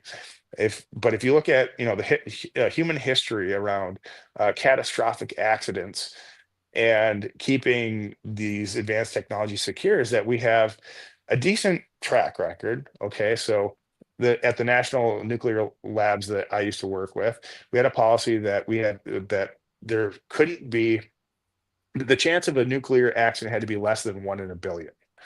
Well, over the course of, I guess now we're at 70 or 80 years of nuclear technology, we've had several accidents, some more severe than others. We had 3 Mile Island. In terms of, that's the energy side of this. That was an accident, not too severe. It could have been much worse. And then on the weapons side, there have been several near misses that are declassified. And you can go on Wikipedia, where the Air Force, the Department of Energy, made a big oops and almost set off nukes a couple times in the United States. But luckily, they didn't detonate for whatever reason. So there's been several of those incidents. Now, 1 in a billion chance. Okay, so now we apply that same type of logic to risk framework to biology and look at our lab accidents. Well, SARS-CoV-2 either was leaked from a laboratory or laboratories, or was intentionally released. I'm starting to lean more towards intentional as time goes on. And there have been so many accidental releases from academic and university laboratories that you can't, I lose count. and there's been a number of government laboratory accidents and mishandling events related to these biological agents, like, for example, bacteria, highly pathogenic, weaponizable bacteria, and viruses over the past 20 years. So if you look at where the risk really lies, we have a track record of accidents around these biological laboratories. They're loosely and poorly managed all over the US. Accidents happen at a far too high rate. So now if we start doing synthetic biology in every university laboratory, every government laboratory, every private for-profit laboratory, something bad will happen. So then the real question is, what is the responsible risk mitigation framework and policy to prevent catastrophic, life-ending and ecosystem destructing events from occurring? We're not quite there with the technology for this stuff to go out and rapidly expand through the environment and into people or our food supply yet. We That will we be know there. I think we'll be there in 5 to 10 years, though. So if we're responsible in where we focus some of our effort is really trying to figure out, how do we stay engaged in this research, and how do we then, while simultaneously protecting the catastrophic risk? Because at this point, I don't see that there's any chance for a new biological arms treaty related to the synthetic biology. I just don't think that the right international framework exists, and the politics behind it in all these different countries around the world. So then the next question is, well, how do we stay in the arms race, but not kill everyone in the process? And unfortunately, that means more government spending to do that, and sensible regulation. Hopefully the spending doesn't have to be too much, but if you look back in history, every time we get into an arms race, it costs taxpayers a lot of money. And it's not just here, it's everywhere else. And all the other countries around the world are getting into this arms race. I mean, it's not, we can't stop it at this point. So how, excuse me, we can't stop it at this point. So how do we manage it responsibly? Is there any upside to that whatsoever? I mean, is there any benefit, or is it just flat out an arms race? Well, I'm having a bit of a no, I think I'll be fine. Okay. I'll give it a second. That's why I got my iced coffee here. This is my thing in the morning. I start drinking iced coffee and keep going. But anyhow, is there any upside to the synthetic biology? Well, potentially, right? So the reason why we engage in this work is that it can cure disease. You can use it to grow better plants. You can use it to grow to kill other diseases. So you can have bacteria that go out and kill other bacteria. You can have better. You could introduce one synthetic agent to outcompete another synthetic agent, or another agent that we don't like. So, for example, and this hasn't gone well. I'm just giving you. So I'm not advocating for these activities. I'm just saying playing the devil's advocate here, why people engage into it. So one argument is you can use these synthetic agents to go out and attack the other bad agents you don't like. So if the synthetic agent is not harmful to humans, then you could just release it, and they can go out and act like sentinels and kill all the things that you don't like. You could use your synthetic technology against someone else's synthetic technology in that same capacity. So, for example, if China were to release a synthetic agent that was harmful, whether it was a single cell life form or something, so mosquito or something like that. Exactly. You can then you can release your own synthetic technology to fight the synthetic technology, and this is how these are just some of the ways you can use this. You could also use synthetic life to protect and reduce infections and bacterial infections from other antibiotic resistant pathogens. You could use that. Yeah, it's a MRSA. Or you could use a synthetic agent to in fermentation of food. Okay, you could use it for making cultures of cheeses. You could use, I mean, once you start to get in the single cell life form aspect of synthetic biology, it becomes really interesting, the number of creative things you can do. The question, though, this is what happens. So say that you make like a synthetic microbe that mimics the behavior of a bacteria like MRSA. Okay, well, and you're doing it to outcompete, but then it gets released into the environment, and then it decides independently that it likes this other function or niche, and it behaves differently in the ecosystem because we didn't predict that. And that's the big risk. So there's always the idea that we could create this new technology to solve this one problem, but the issue is when you're talking about dealing with life and how we survive as race and how life exists on the planet, the technology that we create, the biotechnology we create, might have a better niche that we didn't think of in the environment, and it might go on to self-sustain. It's so a perfect example, like many people who had environmental studies or biology within the last 20 years are taught examples like um, the mongoose in Hawaii. So Hawaii has a huge mongoose problem, and they brought in the mongoose problem to deal with other pests that they were dealing with. In Australia, they have a cane toad problem. Well, the reason why they have a cane toad problem in Australia is they brought the cane toad in to eat some other pest, and then the cane toads had no natural predators, so now there's cane toads everywhere. And you see these videos of cars running over thousands of cane toads. The one in Guam, so was caused by America. So during World War II, Guam became a air base for forward operations. Well, a brown tree snake hitchhiked on the cargo of one of these aircraft, and then the brown tree snakes escaped, and they started to breed, and then they decimated all the birds on this island. It used to be an island full of lush with birds and rodents, and now it's lush with brown tree snakes. So now you take that same kind of logic of what really happens when we introduce different species into different ecosystems, and these are natural species, but they're not in their host ecosystem. What happens when we start to introduce synthetic biology into their non-natural ecosystems? Yeah, could be a real big problem real quick.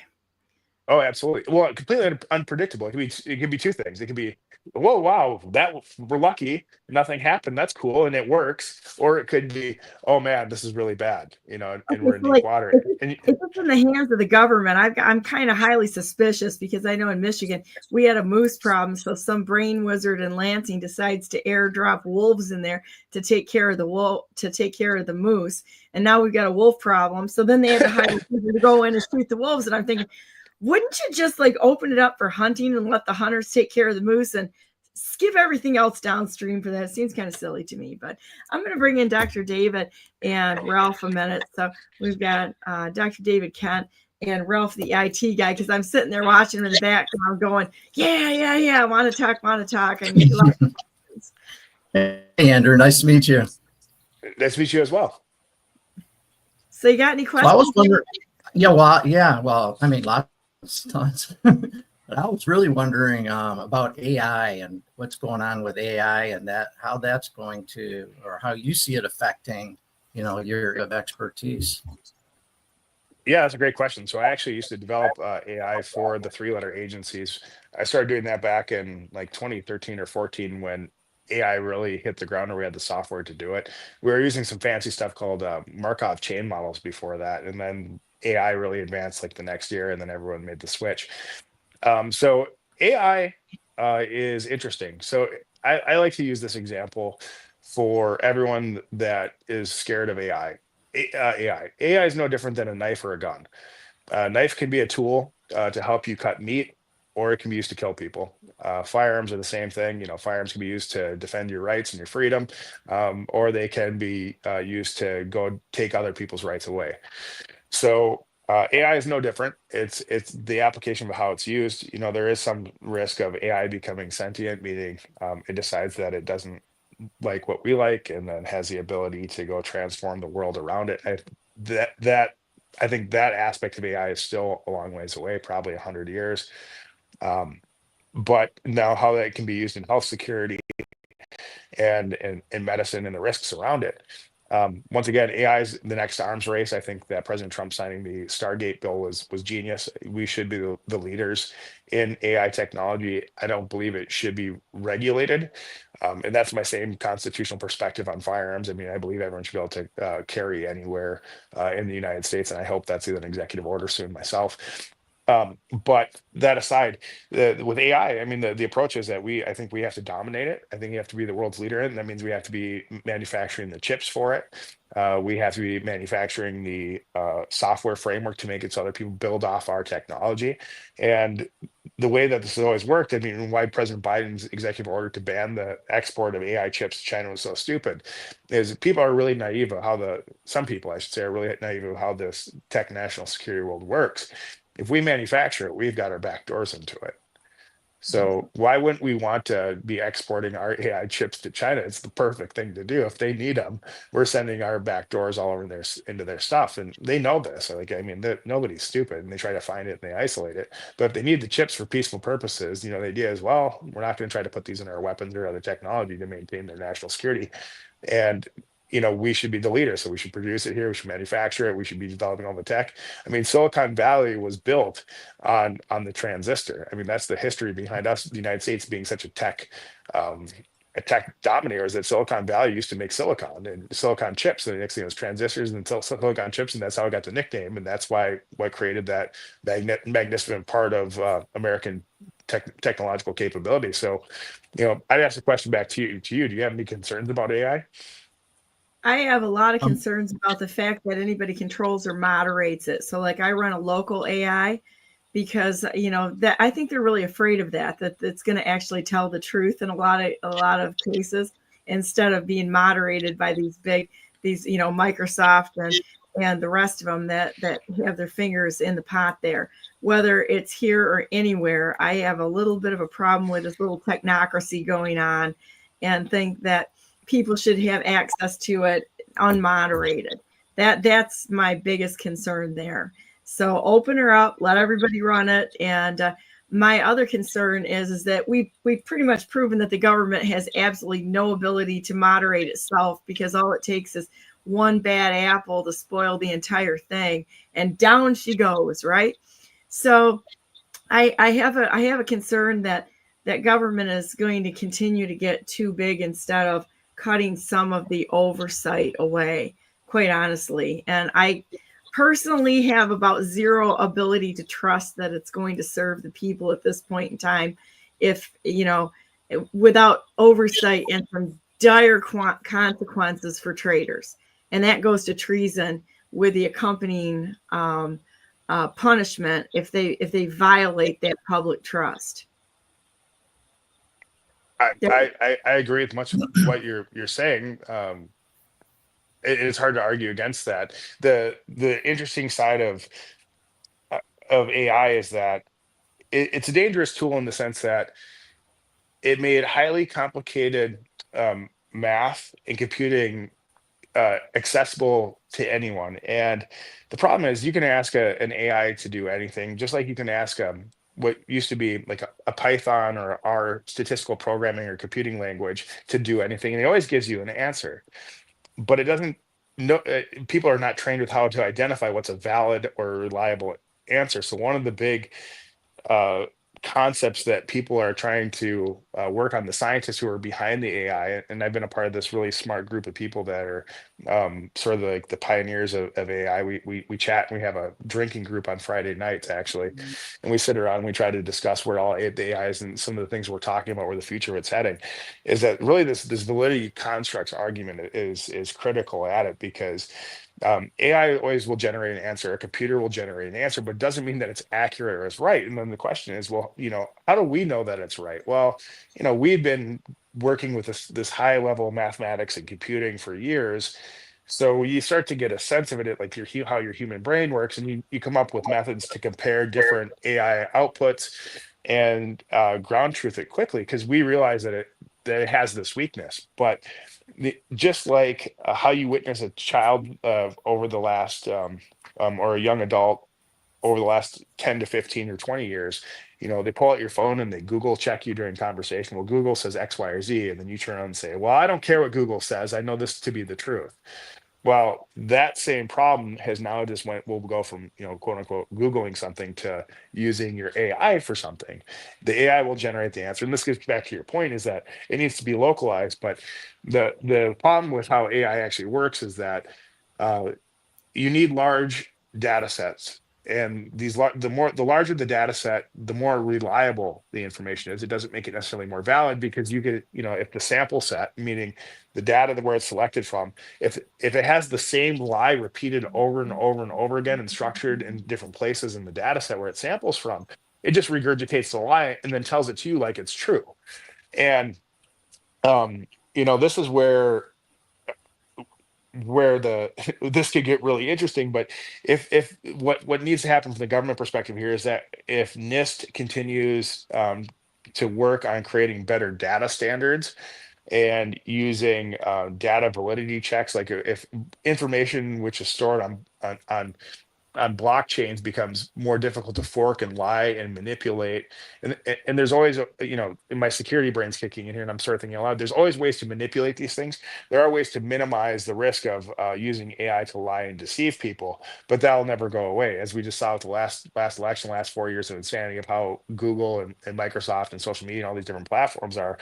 The best thing you do to combat the lies, at least from like natural language processing AIs, at least, is to educate people on how they might not always be right or accurate, and have people, how this whole conversation started, and to pick up where your last group conversation left off, is that you need to have people questioning the AI, because if the moment that Americans start to believe everything that the AI tells them is accurate, the right ways to doing it, we've lost, and we're no different than the communist Borg that we all hate. Yeah, I agree with that entirely. Ralph, you have any questions? Oh yeah, I was kind of wondering with your what you're talking about with synthetic biology, kind of what your take on phage therapy is looking like. Well, I think it's going to be well, one, it's already a huge area of investment from the U.S. government. So like for my agency, or if I'm to assume control of that, they just received like another 600 million to do R&D in that, and I think that it's actually probably one of the potential major areas for breakthrough in actually treating, especially like antimicrobial resistance. I think is an area where it's going to have huge impact. Do these things, are they able to reproduce on their own, synthetic cells? Yes. So the interesting thing is the first science, if you go look up the seminal paper in Science when this first happened, create single cell life. So the first thing they did is they got it to be self-sustaining. Once they fed it its synthetic nutrients around the outside of its cell wall, and then the next thing is they get it to self-replicate. And there's different technologies they actually use. So they use nanobots within the synthetic architecture to actually get to construct the next one. Wow. Isn't that crazy? That's scary. It's scary. And what makes it more scary is something that you said, that the universities are doing it. I think we're all, have our eyes wide open about these universities. They're not necessarily what we thought they were.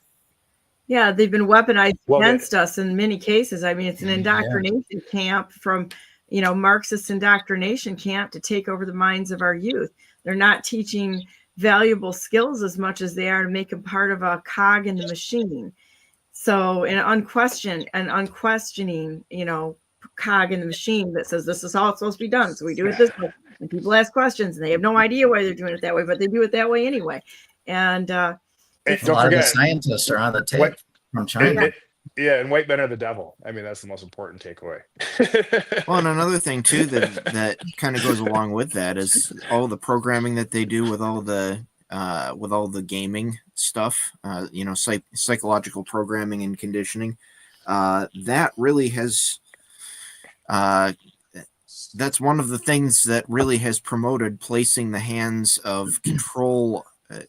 Placing the control of AI into the hands of the people in a way that they can't take away without also getting rid of that tool, because of the rise of GPUs that are powerful enough to play games. Well, most of the GPUs, that's where you get the parallel computing power enough to be able to do the local AI stuff.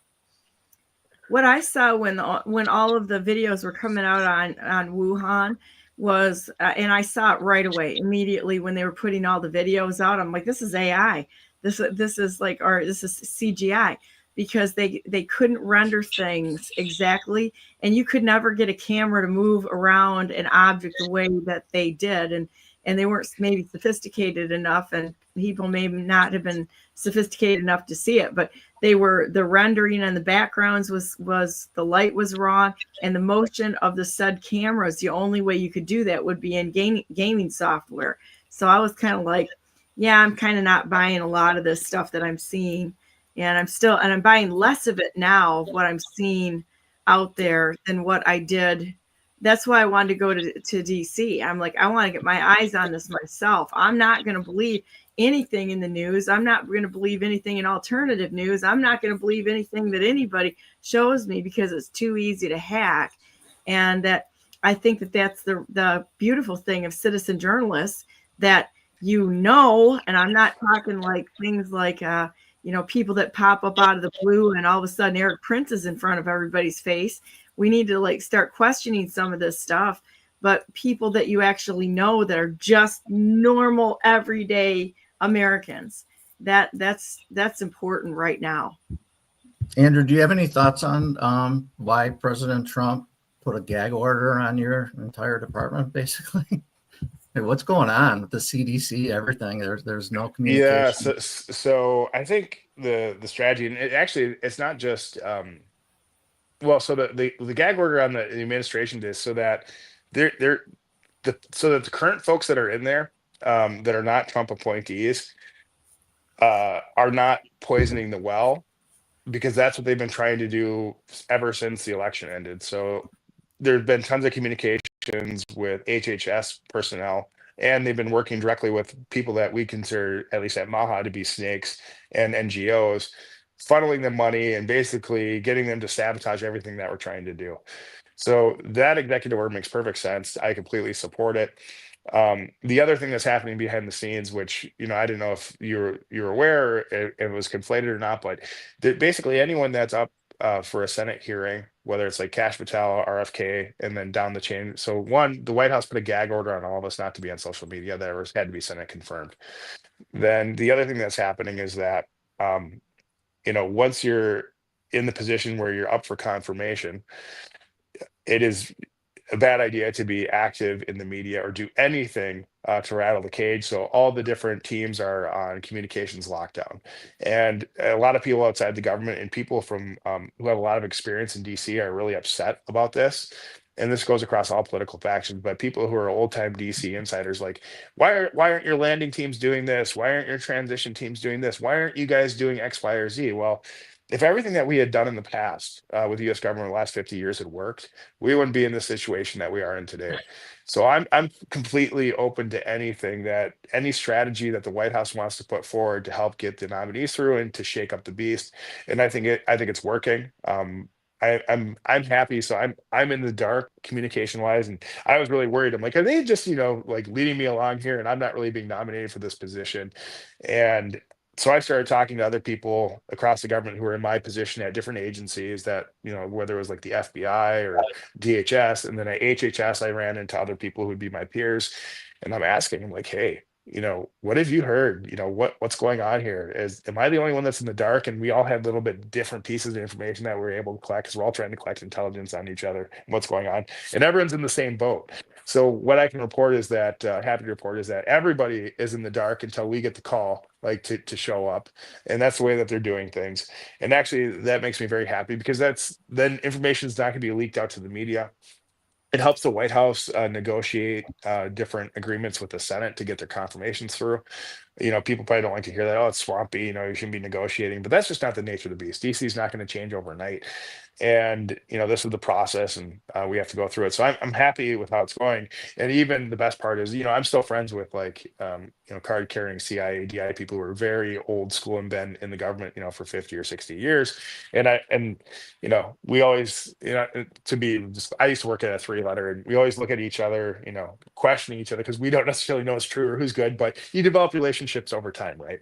And the people that have actually helped me from that world, I listen to them a little bit more and have good relationships with. And they told me that they were all seeing the same thing. So, here I have people internal to the system telling me the same thing, and I've got the IC people that are still in it telling me the same thing. So Well, it's not going as fast as we want, but I think it's a good process. There's so much hopefully it's quiet distrust. because they're going on a long walk somewhere where we will never see a lot of these guys again that committed treason, and they're not ready to say anything until all the swamp is rounded up and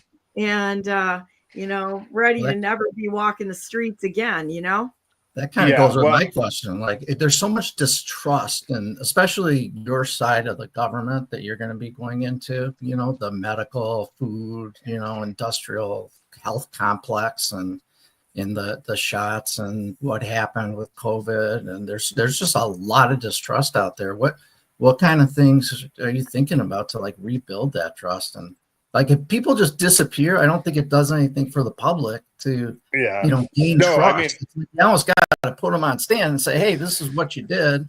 So when Bobby's transition team called me up to interview this spot, and then they, gave me the position, I had a couple things I had to do by request of the White House immediately, and I did that. And then I thought, me being a military guy, like, well, I'm in the absence of orders. What do I do? I'm like, well, I get to action. So I started having meetings, stakeholder groups, and just getting to work without any instruction.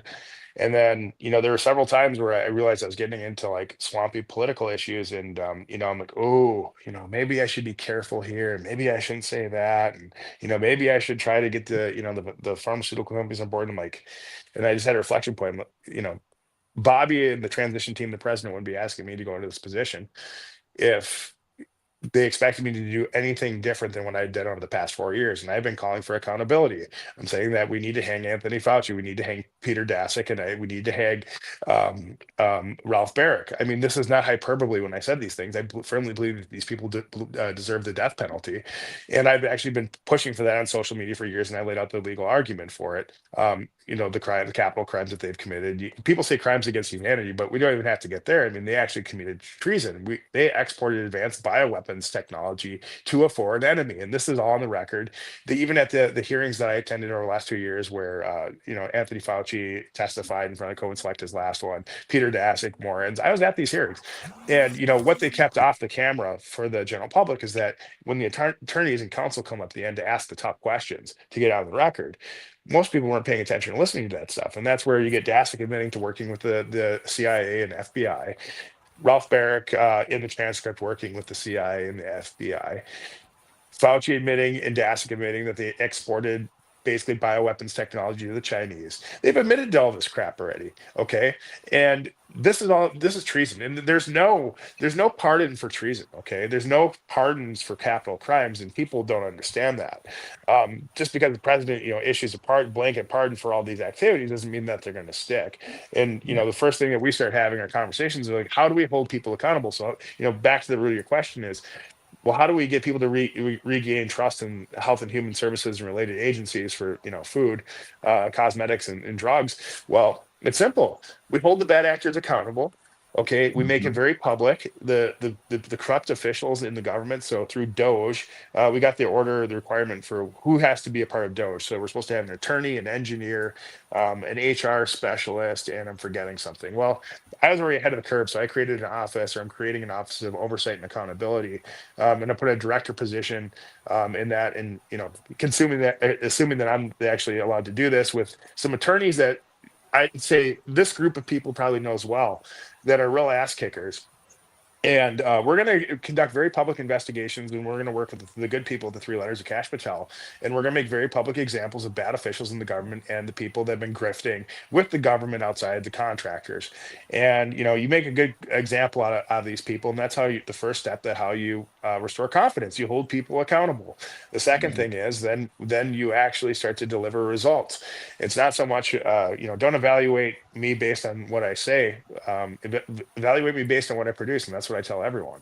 And I have a long track record of failing organizations, companies, and enterprises, and making them successful. And I'm already cracking the whip. And I don't care if how politics works and how your professional career works. Inevitably, you bring your friends in and people you work with who are good.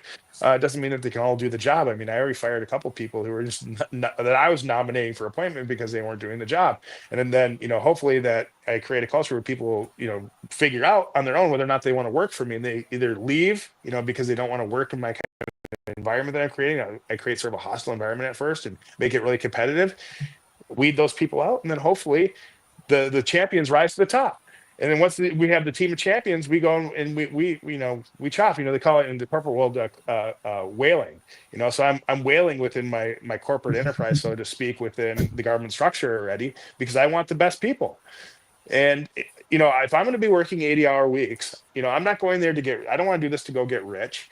Okay, I've already turned down. I'm not kidding. So like over the past 6 months, I had JP Morgan Health try to basically hand me $25 million on a couple different occasions, and I walked away from it. Get you out of there. Yeah, to get me out of there. And I don't care about the money at this point. Like, I don't care about the money. I want the country to be on the right track. So That's awesome. screw it. That's what I'm going to do. You are That's totally awesome, man. We need you to get in there. Because that's the way we are. We're like, screw this whole money, fame, and fortune thing. This is nonsense. We just want the nation back. Yeah. I want our freedoms back. I don't want the government involved in every aspect of it. In my case, like Crooked State Patrol and Whitmer breaking into my house, and yeah, the pharmaceutical companies, all this crap. Like, you want law enforcement officers to be trustworthy, right? You don't want to. I'm sure at one time in my life, I trusted the FBI. I thought the FBI was great. I thought state police were great. All these different groups, and what did we do? Oh, we had the most of us, we spoke our mind and told the truth and wanted to be left alone. I mean, us terrible Americans. I mean, it's just insane. Our freedom, right? And shame on us for wanting our freedom and question their little power structure. Ralph, you got anything that's on your mind right now? No, it's just really interesting. This is a lot of good information. Oh, I'm sorry. Go ahead. No, just a lot of good information, and just having a good time just listening. And it's like, are there agencies that are supposed to overlook HHS and that failed and somehow failed us because of all this stuff was allowed to go on behind the scenes, and the American public still doesn't know, like you said, about these hearings and stuff. I mean, people are still lining up for vaccines, and what is going on? Where was the failure and the breakdown? Everywhere. I mean, so the public health is across several different agencies, mostly at Health and Human Services. Department of Homeland Security has their hand in to some extent. USDA, DOD, Department of Veterans Affairs. Department of Veterans Affairs is the largest health system in the world. Most people forget that. So these are the core agencies around health. Department of Energy dabbles in it just a tiny bit, but that's an edge case. We won't discuss that. So DOD, Department of Veterans Affairs, HHS, USDA are the big ones. And DHS interfaces with all of them. Well, HHS is a cabinet level position. So the organization that's supposed to be overseeing each cabinet level position is the Office of the Inspector General. I had submitted whistleblower complaints with almost every OIG that I could legally, and not one did their job correctly. The best one that handled things correctly was DOD, actually. So I had real smoking guns to give to DOD, and I actually asked the DOD OIG investigators whether or not he could find out whether they were open to using UCMJ tribunals against Anthony Fauci and Peter Daszak, and he came back to me a couple of days and said, we got word back, yes, we are open to using the tribunal process. And this was while Biden was still in office against these people. So there are warring factions, but they didn't advance the investigation. They just sort of quietly went away, and I never got the results of the OIG investigation report, which has been happening all too frequently. Everyone I know that filed a substantiated OIG complaint within the last 4 years didn't receive the report back from the agency, which means that there are probably findings favorable to what we had claimed, but they didn't want to do anything about it, so they just bury the report. And so the process is already there, and this is what I think the way your question is getting at. I've received this question a lot over the last 6 months, and I thought about it really hard. Everyone says this can never happen again. What can we do to prevent this from ever happening again? Whether it's lockdowns, COVID policies, vaccines, J6, you name it. What can we do to prevent this from happening again? Well, there's an unfortunate reality that everyone has to deal with. There's nothing we can do to prevent it from happening again, because there's no policy that you can write which can prevent an individual in the government from acting criminally. And the weakness of our Constitution is that we have no process. If numerous officials in the government are acting criminally together as a RICO kind of situation, like if you have the Senate or multiple members of the executive branch all acting criminally together, we have no process to remove them. I mean, the impeachment process for government officials assume that you had one individual or maybe two individuals acting bad, and you bring them in front of the House and the Senate. You have this process to remove senior government officials, but when you've got the judiciary, Congress, and the executive branch all in a scam together, there's no recourse. So we are a government. The only solution to prevent this from happening again is to take over it. We have to, the good people, we have to take over their government. And I think the sentiment here is we don't care about the money. Well, this is why we're all getting in to take care of it, take over it, because if we don't, we have no other option. We're going to be victims.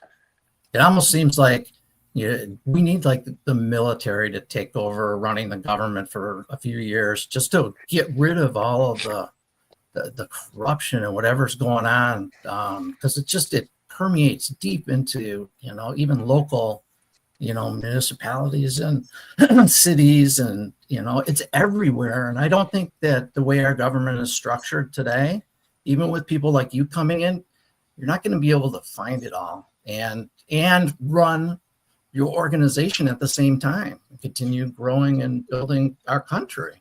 I need to pause and come in. And I do think that there's a plan, or that there is a way to do that, but it relies on each one of us from stepping forward and taking the responsibility as a personal responsibility for not only showing up, talking to them and such, but every single one of us should be suing these people personally, which it gives us the ability to remove them. So if you see somebody who's breaking the law outside of their delegated authority, you have to step up and say, I'm going to figure out how to do this, not necessarily with the corrupt as hell bar association, the private membership association, not a license to practice law, but that we need to step up and we need to sue these individuals until there is nothing left. And I'm not kidding you. And removing them and disqualifying them as part of the settlement of ever serving ever again.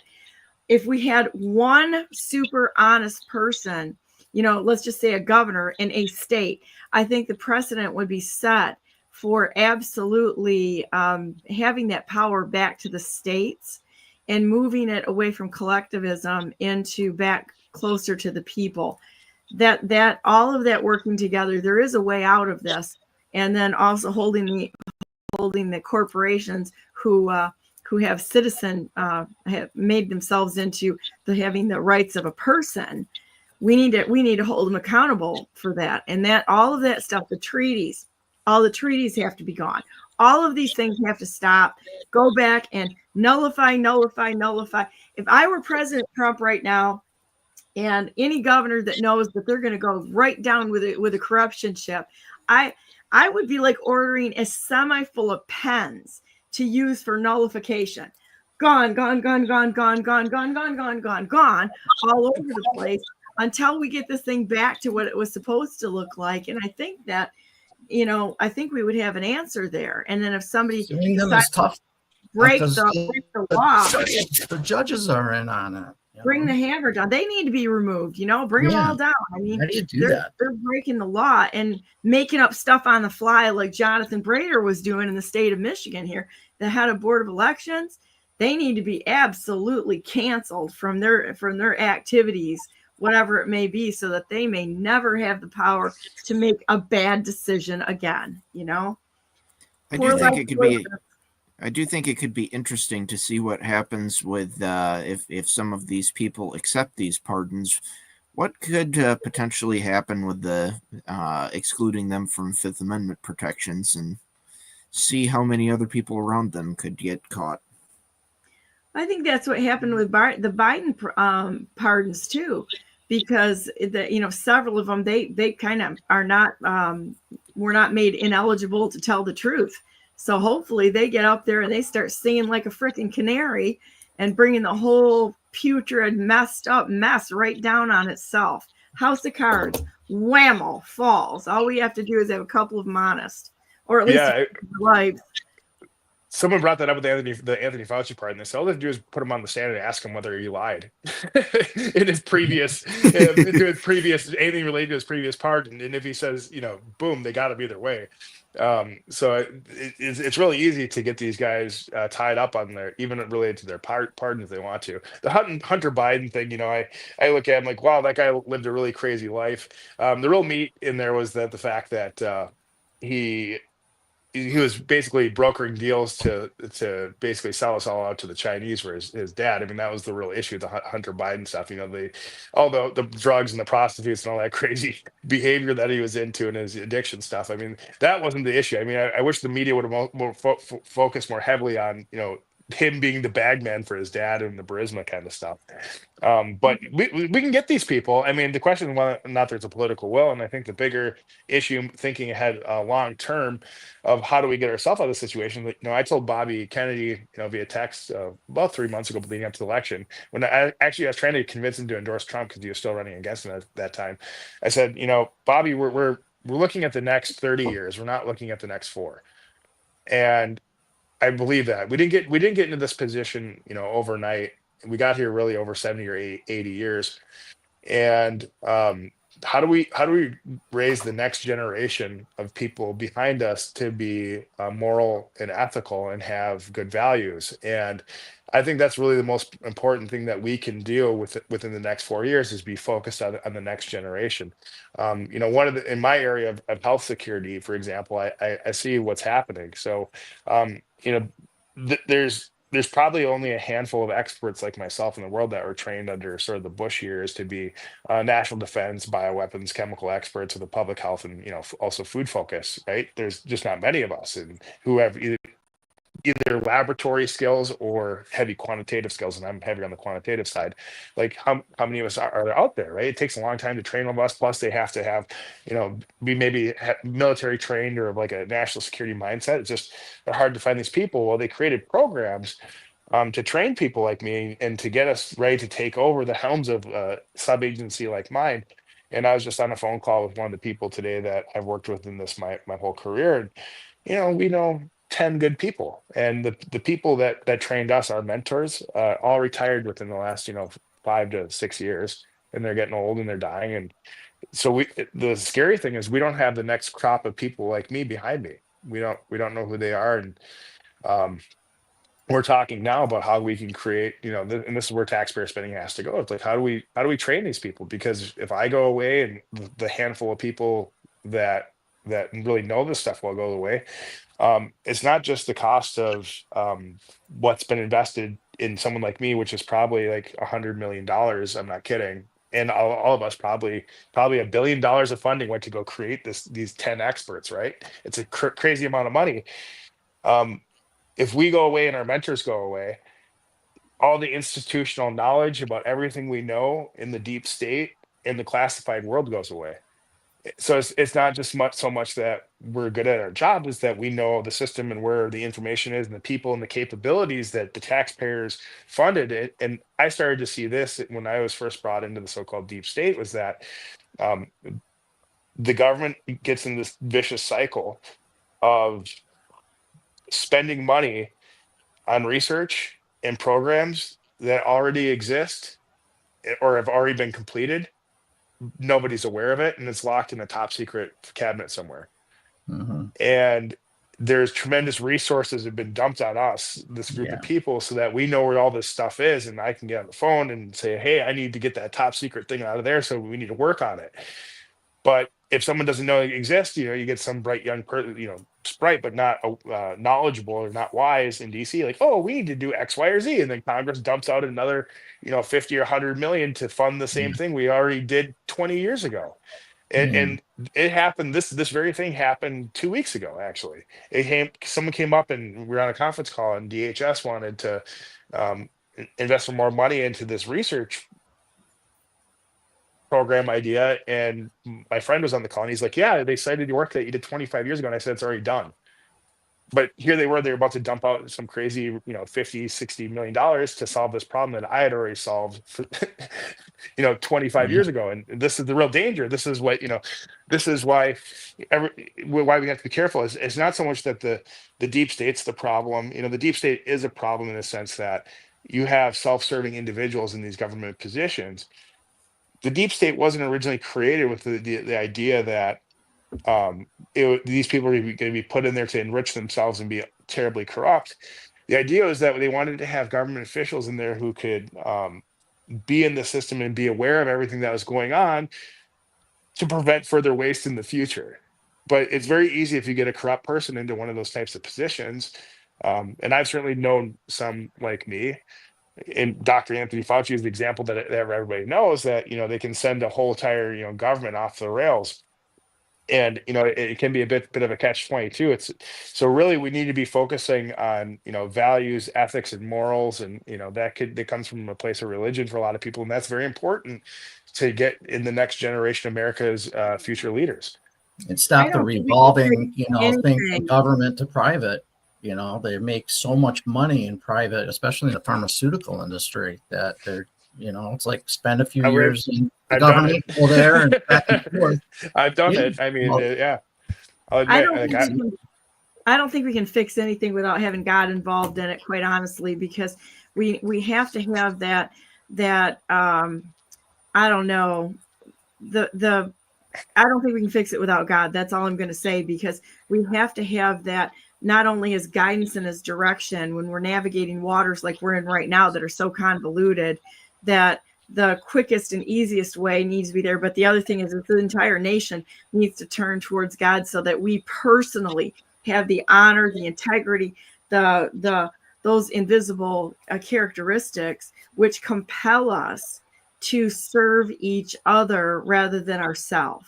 And I think that that's the biggest thing, is to get away from self and serve the nation, serve our communities, our families, and put ourselves in the path of threats that come at us, both foreign and domestic. And I'm sure that all of us have said the oath at some point in time that we are here to serve. Yeah. Well, a lot of people are here to serve, but they're also serving the dollar. Even that bishop, and I don't know if you guys saw that, at Trump's, when he went to mass, and that bishop woman, scolding him about, you guys didn't see that? Oh, I was probably trying to run around DC trying to get to the next place that I was. Like they're hiding everywhere.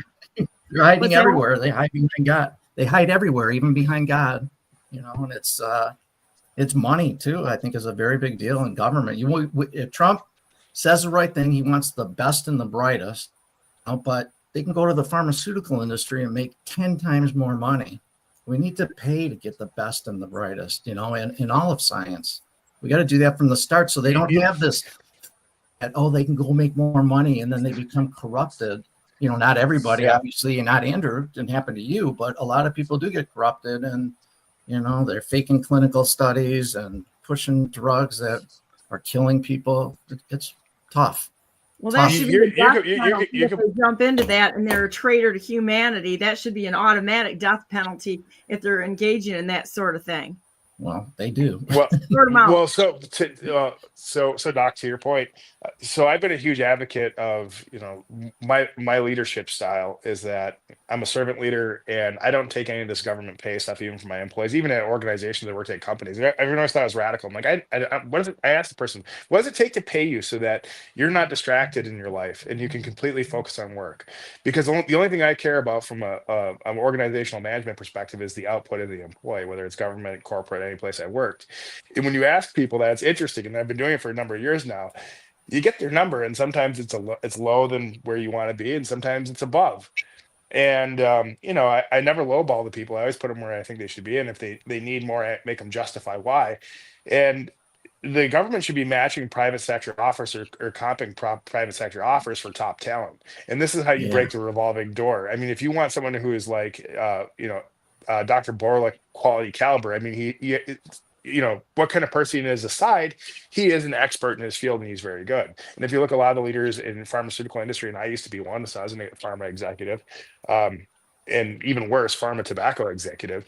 So if you look at the talent they recruit, they get the best people, the smartest people. I mean, I help save a crumbling industry, and but we, they're selecting to that, and we asked the question, well, why would I go work at the government? And actually, when the government tried to come capture me when I was working in the industry, they couldn't offer me enough money. And be like, oh, we want you to. This is when COVID first started spreading. Part of my story is I was contacted by a deep state woman that I used to work with from CIA and DoD, and she tried to give me my dream job at DARPA. And I asked her, like, how much does it pay? And she's like, oh, 180 a year. I'm like, 180 a year. And I'm like, big swanky house out in California and all this stuff. And I'm like, 180 a year. I'm like, and I asked him like the obvious question. I knew the answer. I'm like, do I have to have a top secret clearance again? She's like, yeah, you're going to have to be, top secret cleared. You'll be working in the skiff every day. And I already had that life. I'm like, oh God. I'm like, no, thank you. She's like, oh, but we really want you. You'll call it, we'll hire your wife, Emily. We'll take you back. And I'm like, okay. She's like, just sleep on it and we'll talk again. So I went home and discussed with Emily, and Emily, she was out there with me in California making all this money. And look, do you want to go back to that? No, no. And so I spoke, her name's Dr. Murphy, or Amy. To speak with Amy on the phone the next day. I'm like, Amy, thank you for the offer, but we're really not interested. Well, if you change your mind in the next couple of days, well, little did I know, they knew already that SARS-CoV-2 was already spreading around the planet. And that's they were trying to get me to go work in the system so they could shut me up. But here's the thing. If they would have offered me, if they would have matched my salary, what I was making over in pharma and biotech, I would have taken it probably in a second, because I like doing that kind of work more. And how that relates back to, I've realized this through my life experience, is that every person that I've asked to work with me in the new administration, if I get the call and get confirmed and all these things, well then, I'm going to pay them whatever it takes. I'll give them a bonus. I'll go to, I'll send a letter to exception memo and have, my boss or the deputy approve it. There's ways around this in the government. The government just doesn't use it because it's full of, frankly, there's a lot of government managers that fall into two categories at a high level. They're either idiots or they're lazy. And they get sick of being told no, they're not willing to go fight. And I will fight for every one of my employees. Like, I used to have a policy that everyone down to the GS6 level in the government gets a reward of going to a conference or an educational opportunity of their choosing, as long as it aligns with the government mission, but to expand their horizon. And it costs the government $2,500 to $5,000 to send them somewhere for a week. Employees love Big it. deal. Big deal. Because if this person comes back and they have they're more educated, they expand their social network, it's going to make our influence better and more effective in the government. Plus, they're going to be happy. It's a reward, and it has to be earned. So if you're a non-performing employee at any level against the performance plan, well, we're pushing them out the door and they're not getting their reward anyway. So it's carrots and sticks. And too long, it's just too many people in the government who just don't want to rock the boat. The bureaucrats and the technocrats don't want to rock the boat. And the thing is, you have to get people in there who want to work and actually do things. And that leadership comes from the top. And that really starts at my hypothetical position here, which is the assistant secretary, and we have to push that down. It's not the secretaries that get things done in the government. And I spoke with my mentors that my deep state mentors that are all pissed off about how everything is going too, and they're retired, and they said very pointedly, like, God forbid they put someone rational like you at that level in the government. Everyone's gonna have a meltdown, and they go on top of it. Like the biggest issue is that the secretaries don't do the work. They the people who really run the government are your people at your level. Workers. Yeah. Well, the assistant secretary levels are the people who actually run the organization. So it's like you run your own little mini corporation within the thing, and that I'm going to treat it very corporate like, because that's what they need. I mean, we need to get people off their butts and get them out the door, or we need to elevate the people who can perform, because not everyone in the government. You said there's good people, that good people, in the government, and how come they don't speak up? Are they just not allowed to? Or are they afraid they're going to get fired? Or what's the fear? If there's some good people, there's got to be good people, that know what's going on, say during COVID. Why didn't they speak up? Well, many have. So I've hired like this. So most of the people now I have before. So the people that I appointed underneath me were all whistleblowers or spoke up or were retaliated against. So That's the best way that's a good qualifier right there. Yeah, so they have an axe to grind. I mean, this is the best thing. People who have an axe to grind, and people who have already been tested. So those are the Oh, you people. want to talk about the major axe to grind? That's Bobby Kennedy right there. He's got many decades of axes to grind against the criminals here. I've got a question here from Clarity Sage. How many labs are functioning as counter bio labs? Because we've heard that there's about 350 bio labs that the United States is running across the planet. Okay, so I don't know what a counter biolab is. So biological laboratories, which could be used for dual use, in the United States, I think 300 is probably an underestimate, because these labs, and I'm not going to say the U.S. government. The people have to understand, it's not just the U.S. government running these. It could be state governments, it could be the federal government, it could be the private sector. Yeah, the private sector and academia.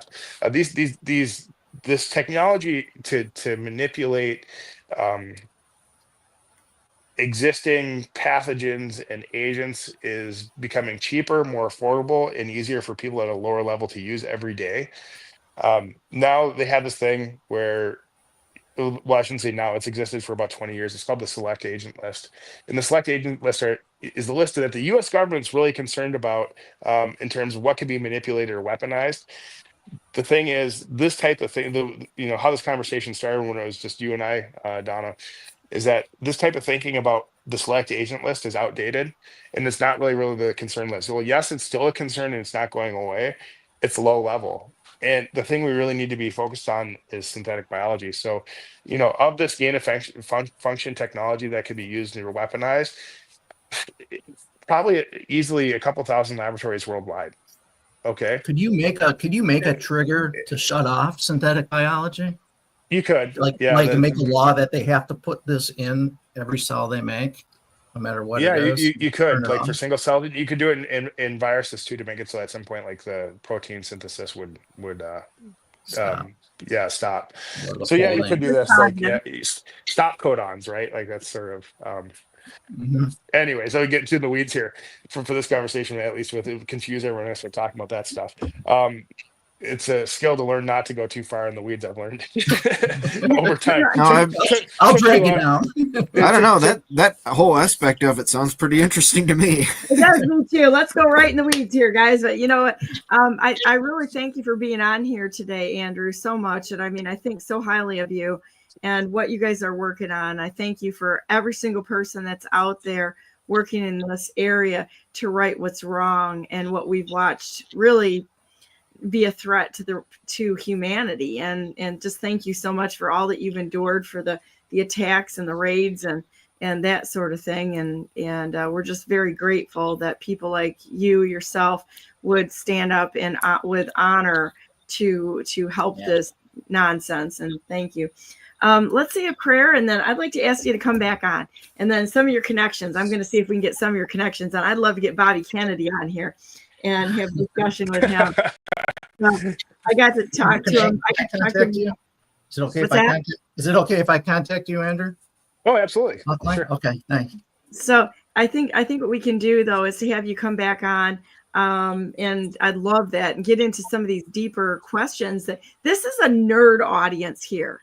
Not anybody that sticks with Brandenburg News Network, they're probably a nerd, and they want to get into the nitty gritty of all these things that are going on and really actually find out how it works. This isn't the CNN crowd here. Yeah. So I'd love to talk to you about more of that sort of thing. But I'd like to, I'm going to end with a prayer and then give everybody a few minutes to talk. We don't have a stop here, but let's go ahead and say a prayer and then and give everybody a few more minutes to talk. Okay. Dear Heavenly Father, thank you so very much for Andrew and David and Ralph and Karen and Shawn and all the wonderful people that are willing to step forward to bring the truth to us all and to try to set things right, to accomplish it. And I know we can accomplish it with your guidance and your leading.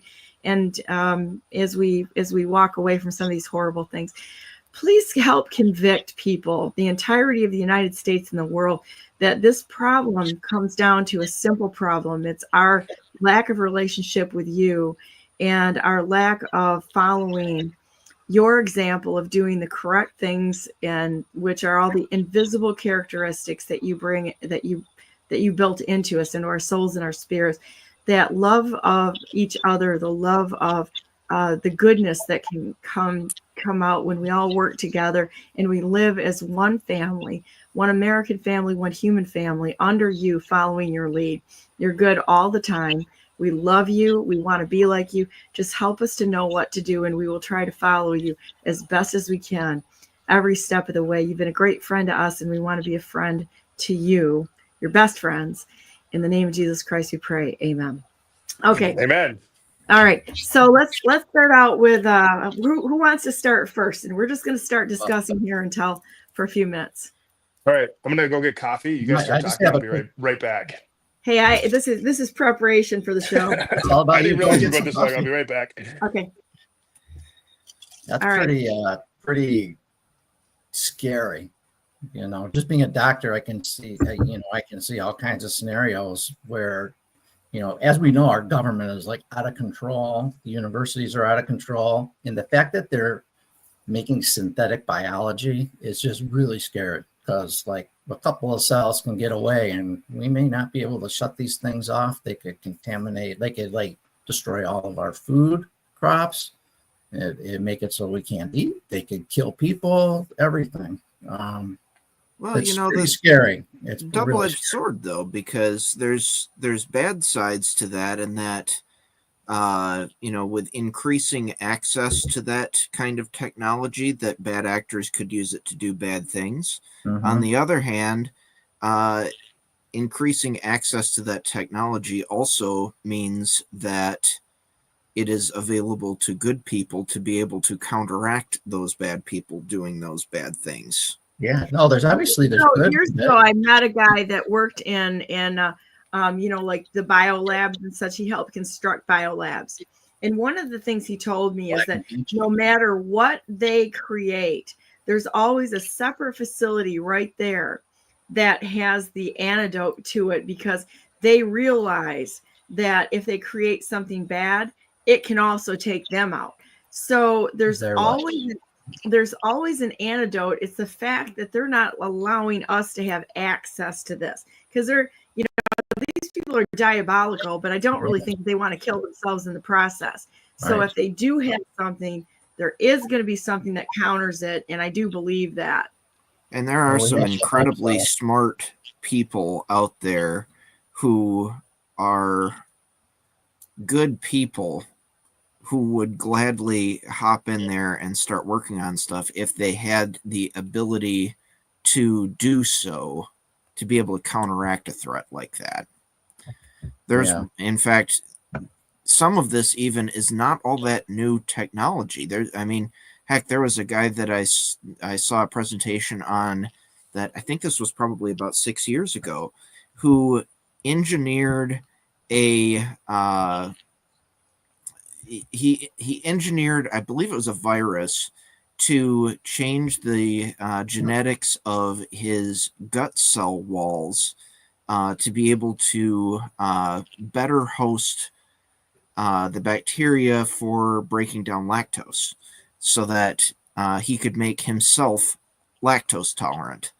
And that was years ago. And he went through the whole process of, here's how I engineered the virus that I then swallowed myself, and here's where I had it synthesized. And basically he just sent them the RNA that he wanted synthesized, and this lab sent him back this synthesized virus, and then he tried it on himself.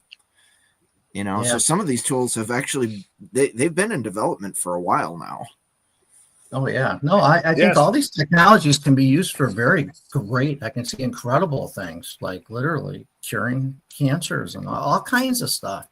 But I was just saying while you were gone, Andrew, I'm scared because I know like what it could do in the wrong hands. And you look at the government, it just seems out of control right now. Nobody's overlooking anything. You know, Ralph just gave an example of some guy making something in his basement. Like, So I had my headset on as I walked around the house. I had it muted here, but so I heard everything that you guys discussed. It's a good thing you weren't talking about me had my back. That Andrew guy, he should take a shower before he comes on. Yeah, my podcast, it's pretty much right out there for. Well, at least I decided to wear pants for this interview. That's usually not the norm. Yeah. But no, I mean the risks and the benefits, like that's any technology. I studied with this brilliant guy. His name was Dr. Lockwood Carlson, and he was ancient when I had him as a master's student. So he was teaching advanced technology course, and this was taught by brilliant people like from DARPA and working in all like the top secret technology in the world. I was in this security technology engineering program, which was new part of like deep state funding to group people like me. But anyways, Lockwood Carlson's PhD advisor was Albert Einstein. Wow. So to give you an idea how old this guy was, and so he was really smart. And at first, like, oh God, this old guy's coming in here and talking about the good old days of Einstein. Where's this going to go? And he said something brilliant that I'll never forget. And I quote often. He said, "You can never predict the future use of a new technology, and you can sort of guess where it's going to go. But when you're talking about one specific technology, in this case, synthetic biology, we have no clue how it's going to go." And he had us do this. Next, he had us do this exercise, which I won't forget. He goes, "Well, we're going to do something really interesting here. So this is something called futuring, and there's like these futuring conferences, and he introduces us to this world. So first of all, it's like 30% nut jobs. There's 30% nut jobs in the futuring world. These are like the tinfoil hat wearers. Nobody can understand anything that they say, and they show up, but they want to be part of what the future is. And then the other, another 30% are like somewhere in the middle, eccentric people. Maybe I somewhat fall into that category. And the other 30% are like hardcore physicists and scientists and engineers. They're like looking to the future. Anyways, they all get together and they have a conference. And one of the ideas that they came up with is like, hey, let's benchmark what we think the future technologies would be. So they survey everyone who shows up, and they ask them to predict the next 100 technologies, which will be true by the next 50 years. They went back and they repeated this process among Einstein students, and then became something they used to do at the University of Wyoming, where Einstein was faculty.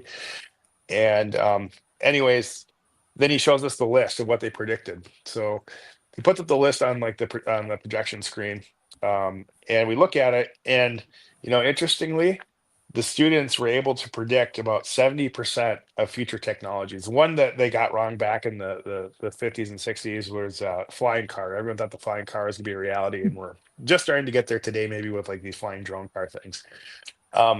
So then he had our class do it, and I saved it. And I have to go pull it out in, I guess, like 2040 and take a look at it and see how accurate we were. But some of the ones that I remember, they're already coming to life, because the biggest one that the class, this is back in 2010, we thought the biggest area for future growth would be the confluence of computers and biology. And then we did some, like, for people, I don't know how many of you are from the business world, but like have MBAs and things, we did like SWOT analysis, and we did like some hype cycling around how this was going to go. And now I look at where we are with that prediction, how we focused on it in the class, because everyone was certain that this area is going to take off, even though we had no idea how it was going to go. And here we are now today, talking about the confluence of AI and health and biological technology. And it actually really started to take off in like 2016 with CRISPR. So like when CRISPR first came out, I was working at EcoHealth. It's funny. So there's another guy there who's still there, probably because he can't get a job anywhere else. Dr. Kevin Olival, and Dr. Peter Daszak trained, was one of the trainers of Kevin. Kevin went to Columbia, and he's a really brilliant scientist, actually. Ethics, questionable. But anyways, Kevin came into my office, and we both got the email or saw the peer review publication that you could now get CRISPR on a thumb drive to run the AI processing to figure out how to manipulate RNA and DNA to make it fit like puzzle pieces, like basically, because you're fitting stuff. And it was only like $7,000 to buy the thumb drive. And then, you had to pay a pretty hefty subscription fee. It was like $2,000 a year. But in our world, that's like a drop in the bucket. I'm like, are you getting one? And he's like, yeah, I think I'm going to get one. I'm like, I think I'm going to get one too. And he's like, can you imagine all the crazy stuff we could do with this? Well, look how that went. So they ended up continuing after I left in 2016. They kept on engineering SARS-CoV-2 stuff, but that's the technology, and that's where they're heading now. You fast forward to 2024, that this type of this deep processing that you can do with AI technology, it's we're at a point in computing where anything that you can creatively think of can be done. It's just a matter of time and money. And as the AI becomes more advanced, the money issue becomes less of an issue. So we're really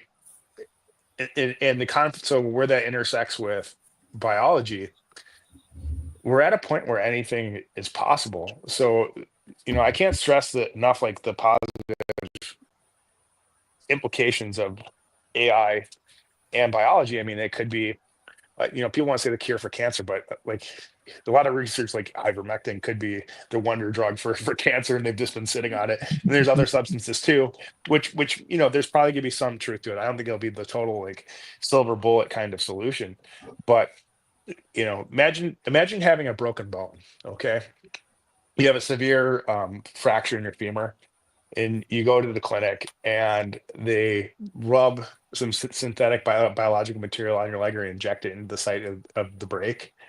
And it's like a nanobot synthetic goo that they put in there. It helps your body repair and restructure it in minutes. Yeah. I mean, this is the kind of technology that could be real. And there was a lot. I worked with another person who was on the forefront of this stuff as a PhD student. She taught my toxicology courses, and she was brilliant too. And everyone thought she was sort of quirky. And I think, they always think the bright scientists were quirky. She was working on the effects of nanoparticles inside the body. So what are the toxicological effects of ingesting nanos? Well, we've seen some of this. Like they've got, most males in the United States now have microplastics in their testicles. And this is from us ingesting it through the supply chain. These things are so small that they end up in weird places in your body. And, this is another truism. And does this have some effect on human health and reproduction, this microplastics in male in testicles? Well, it could, but there's so many other factors we don't know what it is.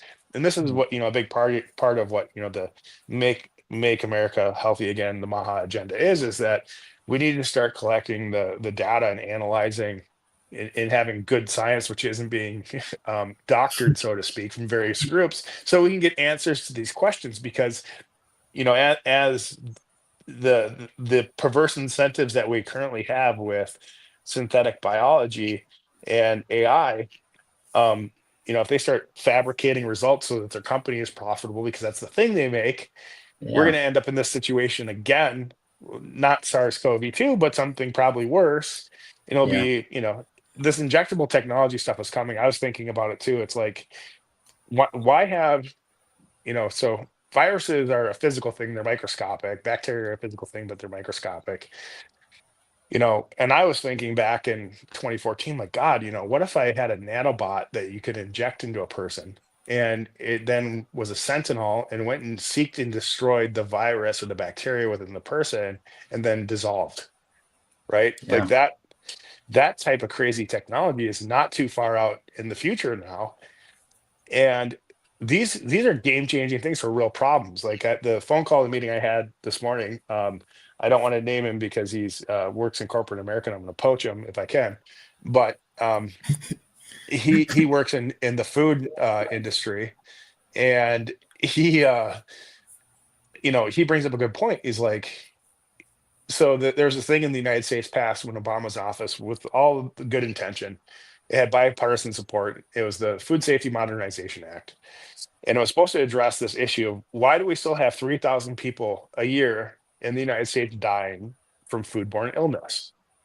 And it could be, it could be spinach contaminated with E. coli, which is common, seems to never go away, sprouts. You can eat, there's a list of things, but all it adds up to about 3,000 people a year in the United States dying of different foodborne infections. We know exactly where they come from. We know exactly how to stop it, but yet it continues.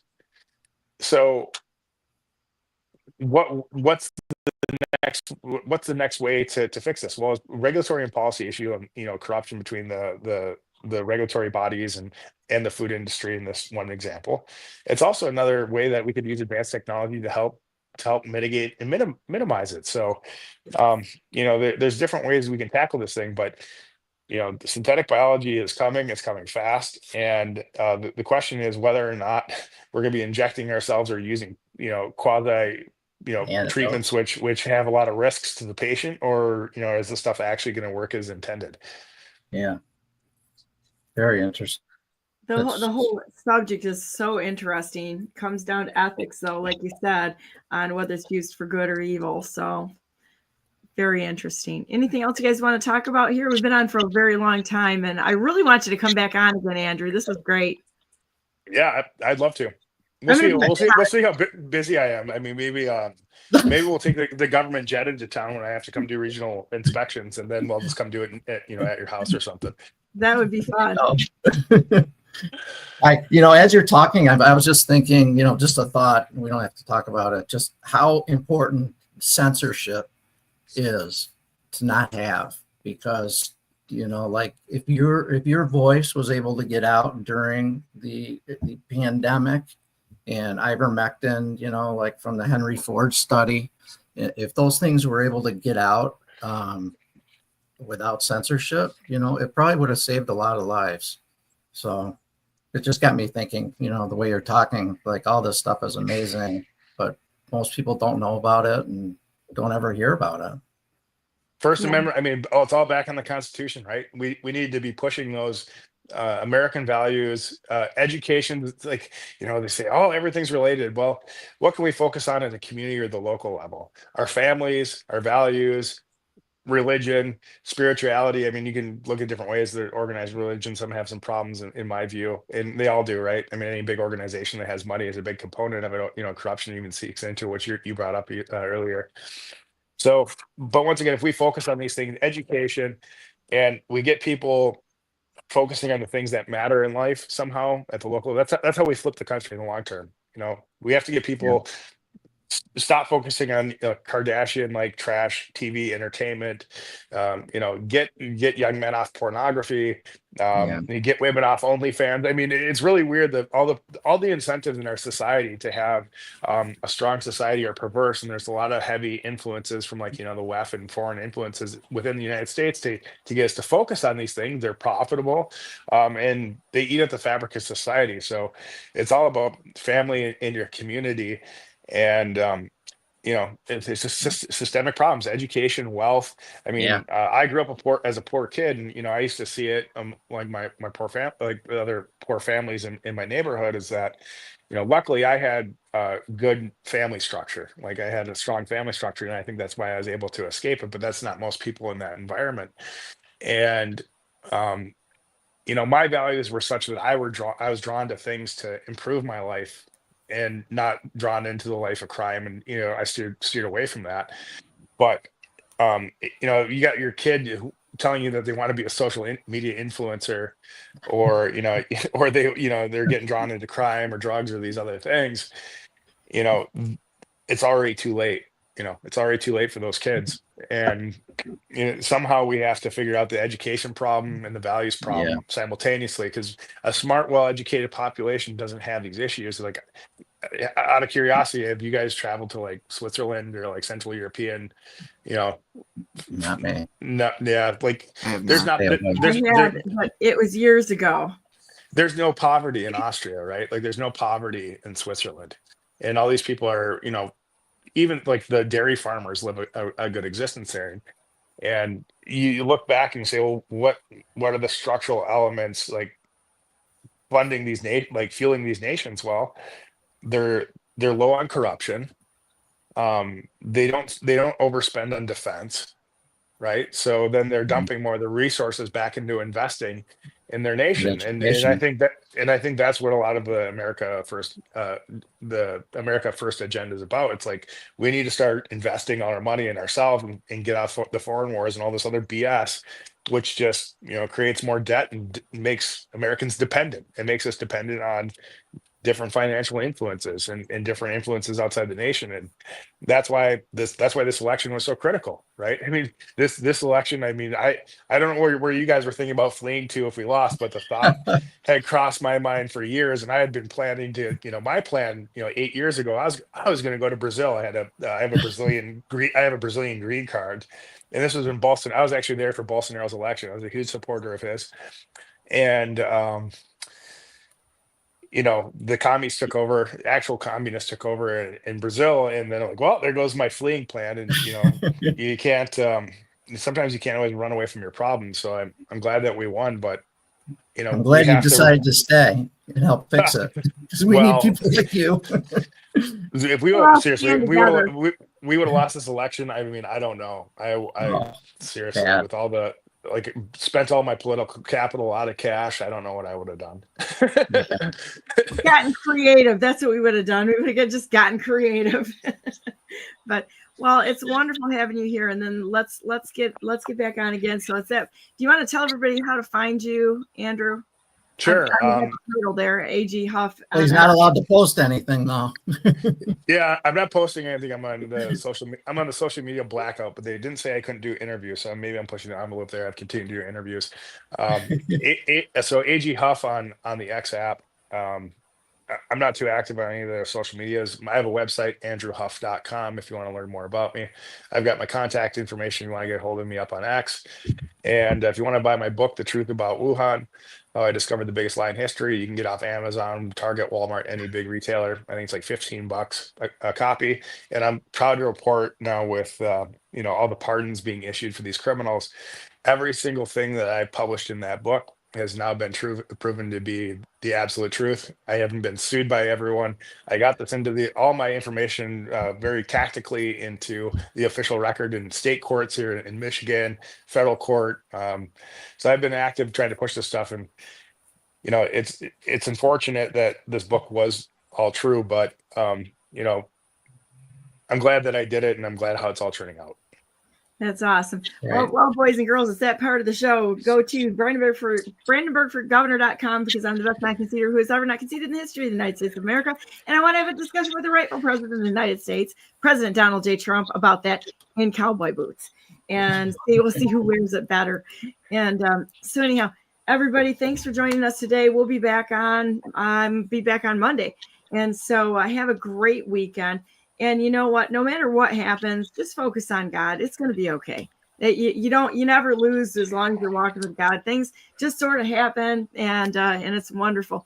And make this weekend a great weekend. Just be at peace. Things are going to be okay. Starts with mental toughness, a big heart, and focus on what He wants. And you never have to be worried about anything, and make the world a better place. Find something to do. Tizzying doesn't get you anywhere. Sitting here and worrying about everything, it doesn't change a thing. So you might as well go, I don't know, buy somebody flowers, make them some cookies or something. Do something that's positive. Take your dog for a walk and let everybody pet them. Something like that, something positive.